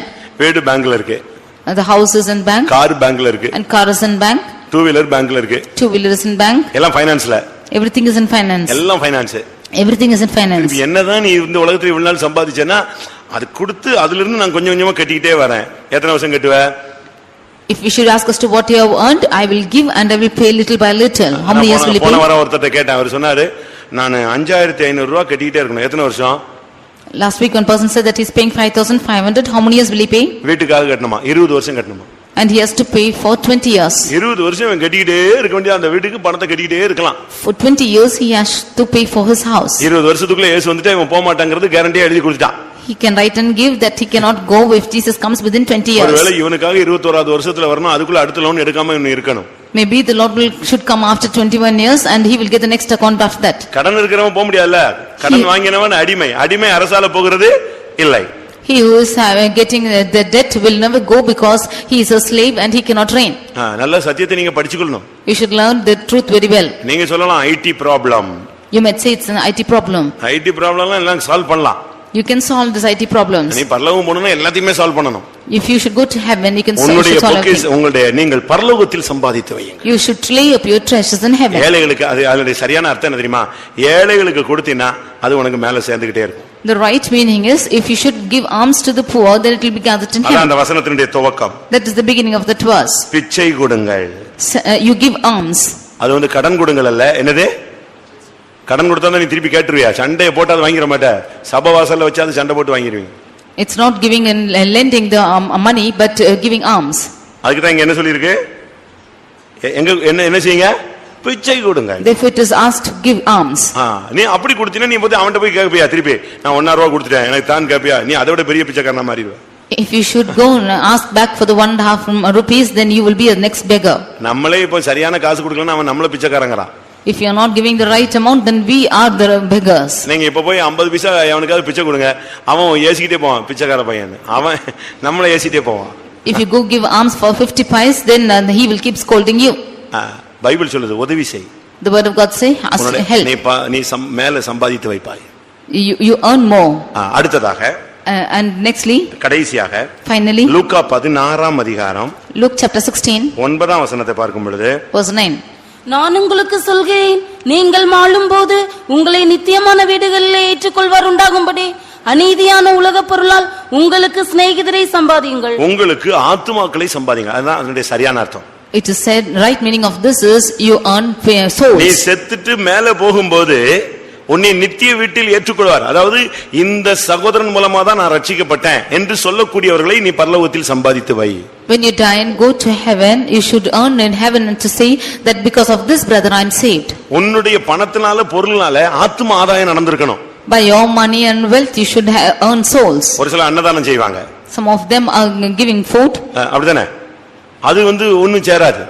But that will not gather anything. அன்னதானத்தினால ஒண்ணும் கிடையாது. When you provide food, there is nothing there. அநீதியான உலக பொருளால அந்த அன்னதானம் கொடுத்தாலும் அந்த ஆத்துமாக்களை நீ சம்பாதிச்சிருக்கணும். By your literal wealth, even if you should provide food, you should earn souls. அழிந்து போகிற உலக பொருளினாலே, அநீதியான உலக பொருளினால் உங்களுக்கு ஆத்துமாக்களை சம்பாதியுங்கள். By the perishable things, you should earn souls for yourselves. உங்க பின்னால எத்தனை ஆத்துமாக்கள் வந்து நிக்கும்? How many souls will come behind you? நான் சும்மா சொல்றேன். இந்த ஆம்வேன்னு வச்சுக்கங்களேன். You take for example Amway. Amway business பாருங்க. You see the Amway business. நீங்க உங்களுக்கு பின்னால ஒருத்தன், அவனுக்கு பின்னால ஒருத்தன், இது எல்லாமே யார் ரூட்? உங்களுடைய ரூட்லயே தான் போயிட்டே இருக்கும். One person behind you and the next person behind you. நீங்க இன்னொரு ரூட்ல இருப்பீங்க. You will give to the others. இப்படி விரிஞ்சு விரிஞ்சு விரிஞ்சு விரிஞ்சு அது போயிட்டே இருக்கும். அது ஒரு நெட்வொர்க் மாதிரி. Like this it is expanding and going like a network. ஆனா ஒரு அது ஆரம்பம் இன்னொருத்தன் எங்கேயோ இருக்கிறான். But the beginner is somewhere. ஆனா உங்களுக்கு கீழ இருந்து எவ்வளவு பேர் வர்க் பண்றாங்களோ அதுதான் உங்களுக்கு என்னது? சொல்லுங்க. அதுதான் earning. But the wages for them is how many ever people who are working under you. உங்க நேமுக்கு கீழே நீங்க சேர்த்துட்டு வந்து நீங்க சேர்த்தால் சேர்த்து நீங்க சேர்த்தால் சேர்த்து இதுதான் உங்களுக்கு வருமானம். The people who are coming under your name and the people who are gathered under their names is earning. அதுபோல Like this. நீ எவ்வளவு ஆத்துமாக்களை சம்பாதிக்கிறியோ அது பரலோகத்துல உனக்கு மகிமையாய் வந்து சேரும். How many ever souls you are earning, that will be a great earning for you in heaven. நீங்க வெறுங்கையனா பரலோகத்துக்கு போனா என்ன பிரயோஜனம்? What is the use if you go empty handed to heaven? ஒரு பாட்டு உண்டு, வெறுங்கையனா நான் என்ன செய்ய முடியாது, போக முடியாது. One song is there that I cannot go empty handed to heaven. பைபிள்ல சொல்லி இருக்கு, வெறுங்கையனா ஒருவன் தேவசந்நிதிக்கு என்ன செய்ய கூடாது, போகவே கூடாது. In word of God says that you should not go empty handed to the presence of God. நான் முந்தி இருந்த இடத்துல ஒரு விசுவாசி உண்டு. There was a believer in a place where I was. ரொம்ப ஆவிக்குரிய மனுஷன். He was a spiritual man. எப்ப வந்தாலும் எதையாவது வாங்கிட்டு வருவாரு. Whenever he comes, he'll get something or the other. நைட்டோ பகலோ நல்லதோ கெட்டதோ எதுக்கு வகித்தம் வந்துட்டாலும் அவர் ஏதாவது வாங்கிட்டு வருவாரு. May it be night or day, any time he comes, he will get something. என்னன்னு கேட்டா, If I ask why, வெறுங்கையா நீ என்ன செய்ய கூடாது, ஆசாரியனை போய் பார்க்க கூடாது அப்படின்னு பிரசங்கம் கேட்டேன். I heard a message as to you should not go barehanded, empty-handed to see the priest. அதுபோல பைபிள் வெறுங்கையனா நீ தேவசந்நிதிக்கு என்ன செய்ய கூடாது, போக கூடாது. பரலோகத்துக்கு நீ போகும்போது வெறுங்கையனா உன் பக்கத்துல ஒரு ஆத்மா கூட இல்லாம நீ ஒரு தனித்த நபரா போய் நின்ன பிரயோஜனம்? Like this, you should not go empty-handed to the presence of God. If you go to heaven, you go alone without anybody to count. நாசரேத்துல ஒரு நல்ல வாய்ப்பு இருக்கு, ஆளுக்கு கம்மியா இருக்கு. நீங்க அவ்வளவு பேரும் ஜெபிச்சு நாசரேத்து முழுவதும் இழுத்துட்டு பரலோகத்துல போய் நிக்கணும். In Nazareth, you have good opportunity. People are very few. You should gather all the people of Nazareth and go to heaven. அவங்க எல்லாம் சொல்லுவாங்க, நாங்க ரட்சிக்கப்பட்டோம் அப்படி இப்படின்னு. உன் மூலமா சுவிசேஷம் சொல்லப்பட்டிருக்கணும். And they will say that they are saved, but through you they உன் should be கண்ணீரினால saved. அவன் ரட்சிக்கப்பட்டிருக்கணும். By your tears they should be saved. உன் முழங்கால்ல அவனை சந்திச்சிருக்கணும். By your kneeling he should be met. உன்னுடைய ஜெபத்துல அவன் திருப்பப்பட்டிருக்கணும். By your prayer he should be turned. அந்த ஆத்துமாக்களுக்காக நீங்க பிரயாசப்படணும். For that soul you should labor. Pavul சொல்றார், நான் சுவிசேஷத்தினால் இவனை பெற்றேன். St. Paul says that through gospel I have உன்னுடைய begotten him. ஜெபத்துல ஆத்துமாக்கள் பிறப்பிக்கப்படணும். By your prayer people should be begotten. அநீதியான ஒரு ஆத்துமா ஏழையா இருக்கானா அவனுக்கு உதவி செய்ய, அதன் மூலமா அவன் ரட்சிக்கப்படலாம். If there are poor people, then give alms, by that he will be saved. ஒரு ஆளை படிக்க வை, அதன் மூலமா ஒருத்தர் ரட்சிக்கப்படலாம். You educate a person, by that you can save a person. ஒருவனுக்கு ஒரு நேரம் ஆகாரம் கொடு, அதன் மூலமா அவன் ரட்சிக்கப்படலாம். You give one time meal, for that by that he will be எப்படி saved. எல்லாமோ கர்த்தர் அற்புதங்களை செய்வார். By many things God will do miracles. ஒரு சர்ச்சில நமக்கு பக்கத்துல இடம் வாங்க வேண்டியது இருந்துச்சு. In one church I had to get a nearby land. அதுக்கு RSS பயங்கர எதிர்ப்பு. And the RSS resisted more. அந்த இடத்தை அவங்க வாங்கி ஏதாவது செஞ்சிரணும், இல்லன்னா வேற யாரையாவது வாங்க வச்சிரணும், தவிர இந்த சர்ச்சுக்காரங்க நினைக்க கூடாது, வாங்க கூடாதுன்றான். They wanted to get the land or ask somebody else to get the land and do something, but church should not get it. அந்த ஓனர் போய் அவங்க பார்த்து பேசிட்டாங்க. They went and saw the owner and spoke. ஒன்னு நாங்க சொல்ற ஆளு கொடுக்கணும், இல்லாட்ட இப்படிப்பட்ட இடத்துக்கு கொடுக்க கூடாது. You should either give to the person whom we are telling, or you should not give this place. அவன் ஒரு சாதாரண ஆளு, பட் அவன் ஓரளவு கர்த்தரை அறிந்த ஒரு நபர். ஆனாலும் சரி, அவனுக்கு சூழ்நிலை அங்க உள்ள என்ன பிரச்சனைன்னு தெரியாது, சரின்னு சொல்லிட்டான். He was an ordinary person and he did not know what the situation was. He was a saved person and therefore he said all right. இப்ப அடுத்து நம்ம ஆளுங்க போய் அவனை பாக்குறாங்க. Nextly our people went and met him. அவங்க போய் பாக்கும்போது when they went and saw, நீங்க யாருன்னு கேட்டான். He asked us to who you are. எந்த சபைன்னு கேட்டான். Which church you belong to. சபை பேரெல்லாம் கேட்டுக்கிட்டான். And he asked the name of the church. கடைசில சொன்னான், and finally he said, உங்களுக்கே கொடுத்துறேன், I will give to you. அப்படினா என்னன்னு கேட்டாங்க. They asked why. ஏன்னா இவன் கொடுக்க மாட்டான்னு சொன்னாங்க, இப்போ இவன் கொடுத்துறேன்னு சொல்றானே எப்படி அப்படின்னு கேட்டபோது அவன் சொன்னான், ஒரு நாள் எனக்கு ரொம்ப டயர்டா இருந்துச்சு, அப்ப நான் ரொம்ப வறுமையில இருந்தேன், சாப்பாடு கூட இல்ல, ஒரு பெண்டிகாஸ்ட் சர்ச்சுக்கு போனேன். He said the reason because he was not wanting to give. When he was asked, he said, when I was hungry before I went to a Pentecostal church. ரொம்ப ஏழ்மையில இருக்கும்போது ஒரு நாள் ரொம்ப துவண்டு போய் மனம் உடைஞ்சி ஒரு நாள் சாப்பாடு கூட கஷ்டத்துல நான் ஒரு பெண்டிகாஸ்ட் சர்ச்சுக்கு போனேன். When I was very poor, I did not have even one meal, I went to the Pentecostal church when I was hungry. கூட்டம் முடிஞ்சு அங்க சாப்பாடு கொடுத்தாங்க. After the meeting they gave me the food. அன்னைக்கு எனக்கு ஒரு நல்ல சாப்பாடு, ஒரு நேர சாப்பாடு கிடைச்சது. I had a good meal that day. ஆனா இன்னைக்கு என்னை ஆண்டவன் ஆசீர்வதிச்சிட்டாரு, நான் நல்லா இருக்கேன். But today the Lord has blessed me and I am in good state. அந்த ஒரு நேர ஆகாரத்துக்காக இந்த கோயிலுக்கு தான் நினைச்சுவேன், இந்த சர்ச்சுக்கு நான் இந்த இடத்தை கொடுக்குறேன், நீங்க என்ன ரேட் கொடுக்குறீங்களோ வாங்கிட்டு போங்கன்னு சொல்லிட்டான். For that one time meal I will give this place to the church, whatever rate you fix you get it and go. இப்படி தான் செங்கோட்டை ஃபெய்தமுக்கு பக்கத்துல உள்ள இடம் கிடைச்சது. This is how the place near the Chengote Faithum was got. எதுக்கு இதை சொல்றேன்னா, அந்த ஒரு நேர ஆகாரம் அவனுக்கு ஒரு கிரியை நடப்பித்தது. That one time meal made a work in him. நீங்க இந்த ஒரு நேரம் அந்த ஜஸ்ட் அந்த கொஞ்சம் உதவி பாருங்க, ஒரு ஆத்மாவே திருப்பிடும். You help a little bit and it will turn the soul. எத்தனை பேர் ஒரு செகண்ட்ல சூசைட்ல இருந்து வெளியே வந்திருக்காங்க தெரியுமா? How many of them in a moment have come out of suicide? சூசைட்ல இருந்து எத்தனை பேர் வெளியே வந்திருக்காங்க தெரியுமா? You know how many of them have come out of suicide? சாக போயிட்டு லாஸ்ட் மினிட்ல யாரோ தொடுதல் உடனே வந்து ரட்சிக்கப்பட்டிருக்காங்க. At the large verge to death, they were, by some touching, they came back. இதெல்லாம் எதுக்கு நான் சொல்றேன்னா, Why I say this is, நீங்க அந்த நேரத்துல அந்த வேலையை நீங்க செய்யலைன்னா அந்த ஆத்மா அழிஞ்சு போயிடும். if you do not do that work at that moment, that soul will perish. அதனால நீங்க சும்மா ஏதோ கல்யாணம் கட்டிட்டேன், பிள்ளைய பத்துட்டேன், 2 பிள்ளைகளை தூக்கிக்கிட்டு அப்படியே இதே வாழ்க்கை இதே தரிசனம்னு போக கூடாது. இப்ப நீ கண்ணை மூடுனா பரலோகத்துல உனக்கு ஆத்துமாக்கள் இருக்கணும். You should not go with the vision that you are married and got 2 children, but when you close your eyes, you should have souls in heaven. என்னத்தை நீ சம்பாதித்தாய்? What have you earned? இதுவரை நீ சம்பாதித்தது என்ன? What have you earned thus far? இப்பொழுது உனக்கு இருக்கிறது என்ன? What is it that you have now? இதுவரை சம்பாதிக்க வழி தெரியாவிட்டால், ஆவிக்குரிய ஜீவிதத்திலே சம்பாதிக்க தெரியாவிட்டால், இந்த வசனத்தின் அடிப்படையில் ஆத்துமாக்களை சம்பாதியுங்கள். If you do not know what to earn thus far, then under the aspect of this verse, you earn souls. புத்தியை சம்பாதியுங்கள். You earn understanding. கர்த்தருக்கு பயப்படுதலை சம்பாதியுங்கள். You earn the fear of God. கர்த்தரை அறிய அறிவை சம்பாதியுங்கள். You earn the understanding of God. மகிழ்ச்சியான வாழ்க்கையை சம்பாதியுங்கள். You earn the joyous life. கர்த்தர் கொடுத்த தாளந்தினால் இன்னும் தாளந்துகளை இன்னும் வளர்ச்சியை ஆவிக்குரிய ஜீவிதத்திலே முன்னேற்றத்தை சம்பாதியுங்கள். By the talents that the Lord has given, you go forward in your progression in your spiritual பரலோகத்திலே life. உங்களுடைய சொத்துக்களை சம்பாதித்து வையுங்கள். You earn your treasures up in heaven. ஆத்துமாக்களை சம்பாதியுங்கள். You earn souls. இயேசு தன்னுடைய சுய இரத்தத்தினாலே சம்பாதிக்கப்பட்ட சபைக்காக தான் வரப்போகிறார். Jesus is coming for the church which he has earned by his own blood. ஒவ்வொரு சொட்டு இரத்தத்தையும் சிந்தி இந்த சபையை சம்பாதித்தார். He has shed every drop of blood and purchased this church. தன்னுடைய தழும்புகளால உங்களுக்கு நமக்கு நம் ஒவ்வொருவருக்கும் அவர் சுகத்தை சம்பாதித்து வைத்திருக்கிறார். By his stripes he has earned us every healing. அவர் சிலுவையினாலே நமக்கு சுகத்தை சம்பாதித்து வைத்திருக்கிறார். By his cross he has given us the health. எல்லாரும் கண்களை மூடுவோம். Let's all close our eyes. கர்த்தருடைய சமூகத்திலே நம்முடைய சம்பாத்தியத்தின் தன்மையை நாம் நினைவு கூறுவோம். Let us remember the aspect of our earning in the presence of God. எல்லாம் முடிஞ்சிட்டு எனக்கு ஒரு மனைவி 2 பிள்ளைங்க இதுதான் நான் சம்பாதிச்சேன்னா இதுக்கு பரலோகத்துல ஒரு பிரதிபலனும் கிடையாது. If you should say having everything I have earned my wife and children, you have no reward in heaven. எனக்கு வீடு இருக்கு, வாசல் இருக்கு, எனக்கு கார் இருக்கு, சொத்து இருக்கு, நல்லது. இதெல்லாம் ஒண்ணும் உன் கூட வராது. ஒன்றையும் நீ கொண்டு வந்ததில்லை, ஒன்றையும் நீ கொண்டு போவதும் இல்லை. It's good that you have house and land or wealth, but there's nothing that you have brought and nothing you will take back. பொல்லாப்பை விட்டு விலகுகிறையே, அதுதான் உன் வாழ்க்கையை மாற்றி உன்னை பரலோகத்துக்கு கொண்டு போகும். You departing from evil will change your life and take you to heaven. கர்த்தருக்கு பயப்படுகிற பயத்தில் இருக்கிறையே, அதுதான் உன் வாழ்வை கட்டி எழுப்பி பரலோகத்துக்கு கொண்டு போகும். You're standing by the fear of God, only that will build up your life and take you to heaven. கர்த்தரை அறிகிற அறிவை சம்பாதிக்கிறாயே, அதன் மூலமாய் நீ உலகத்தை வெறுத்து பரலோகத்தின் மேன்மையை நீ அடைவாய். You are getting the understanding of the knowledge of God, then only that can exalt you and go to take you to heaven. உலகத்தில் உள்ள எந்த சந்தோஷத்திலும் உன்னுடைய மனதை ஈடுகொடுக்காமல் பரிசுத்தாவினால் உண்டாகும் சந்தோஷத்தை நீ சம்பாதித்துக்கொள். No, not giving room to any other joy in this world, you receive the joy of the Holy Ghost. தேவன் கொடுத்த கிருபையை வைத்து இன்னும் கிருபையிலே முன்னேறி செல்வாயாக. Having the graces which the Lord has given you, you go forward in your graces. உலகத்தில் நீதியின் கிரியைகளை செய்து பரலோகத்திலே நீங்கள் சொத்துக்களை சம்பாதித்து சேர்த்து வையுங்கள். Doing the works of righteousness in this world, you earn together wealth in heaven. உனக்கு கொடுத்த பணம் பொருள் மூலமாக ஆத்துமாக்களை சந்தி, ஆத்துமாக்களுக்கு கொடு, ஆத்துமாக்களை எப்படியாவது அவளுக்கு கிறிஸ்துவை அறிகிற அறிவுக்கு நீ வழி நடத்துவாயாக. By the money and things that you have, you go and give to the souls, and somehow you lead the souls to heaven. எத்தனையோ பேருக்கு கர்த்தர் உதவி செய்யக்கூடிய வாய்ப்பை கர்த்தர் நமக்கு தருவார். The Lord will give us opportunity to help many of them. எத்தனை பேர் இந்த கூட்டத்தில் கடைசியா சொல்ல போறீங்க, கர்த்தாவே எனக்கு தந்தால் நான் கொடுப்பேன்? How many of you will finally say in this meeting, if the Lord will give, I will give? அப்படி சொல்றவங்க மட்டும் கை வைத்துங்க பார்க்கலாம். All those who say like this, lift your hands. தமிழ்ல ஒரு வார்த்தை உண்டு, மனம் இருந்தால் மார்க்கம் உண்டு. They will say in proverb that if you have mind, கர்த்தாவே எனக்கு கொடுத்தால் நான் கொடுப்பேன். Lord, if you give, I will give to you. எனக்கு தாரும் நானும் தருகிறேன்.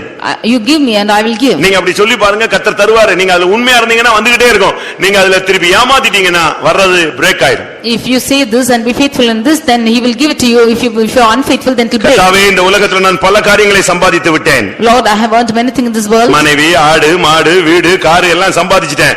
ஆனால் இனிமேல் நான் நித்திய ஜீவனை சம்பாதிக்க வாஞ்சிக்கிறேன். I have earned wife, children, cattle and car, but hereafter I want to earn eternal life. ஆத்துமாக்களை சம்பாதிக்க வாஞ்சிக்கிறேன். I want to earn souls.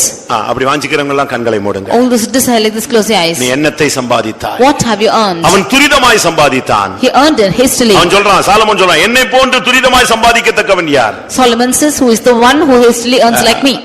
அவனை போல நம்ம துரிதமாய் ஆத்துமாக்களை சம்பாதிக்கணும். Like this we have to hastily earn souls. துரிதமாய் அழிந்து போகிற ஜனங்களை சம்பாதிக்க வேண்டும். We have to earn hastily the perishing souls. கர்த்தர் நமக்கு உதவி செய்வாராக. The Lord help us.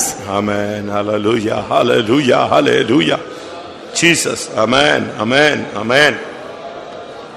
Hallelujah. Hallelujah. Hallelujah. ஆமென் ஆமென் ஆமென் ஆமென் ஆமென் ஆமென் ஆமென் ஆமென் ஆமென் ஹல்லேலூயா ஹல்லேலூயா.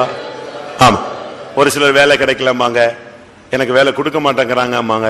ஒரு சிலர் கஷ்டப்பட்டு என்னால வேலை செய்ய முடியாதும்பாங்க. ஒரு சிலர் எனக்கு லக் இல்லம்பாங்க. இப்படி விசுவாசிகள் சொல்லிட்டு அலையக்கூடாது. நீ கர்த்தருக்காக செய்ய வேண்டிய வேலை உண்டு. நீ பொல்லாங்கான ஊழியக்காரனாக சோம்பேறியான ஊழியக்காரனாக இருக்கக்கூடாது. சாலமோனை போல துரிதமாய் சம்பாதிக்க வேண்டும். ஆமென். இந்த நாசரேத்துல நாம் சம்பாதிக்க வேண்டிய ஜனங்கள் எவ்வளவோ இருக்கிறது. கர்த்தரே சொல்கிறார், இந்த பட்டணத்தில் எனக்கு அநேக ஜனங்கள் உண்டு, நாம் துரிதமாய் சம்பாதிப்போம். ஹல்லேலூயா. ஆமென். ஆத்துமாக்கள் சபையில கொண்டு வந்து சேர்க்கப்பட வேண்டும். இன்றைக்கு நாம் கண்ணை மூடினால் பரலோகத்திலே நித்திய வீட்டில் நம்மை ஏற்றுக்கொள்கிற ஒரு பெரிய திரள் கூட்டம் ஜனங்கள் வேண்டும். ஹல்லேலூயா ஹல்லேலூயா ஹல்லேலூயா ஹல்லேலூயா ஹல்லேலூயா ஹல்லேலூயா.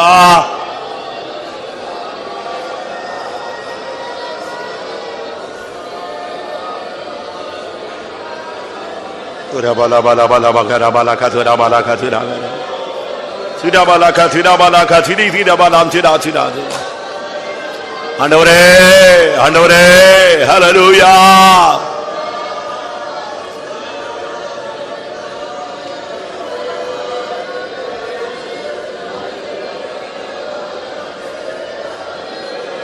ஹல்லேலூயா. ரிக்கரபலகதிரிபிலவர. ஹல்லேலூயா. ஆமென். ஹல்லேலூயா. ஹல்லேலூயா. ஹல்லேலூயா. ஹல்லேலூயா. ஹல்லேலூயா.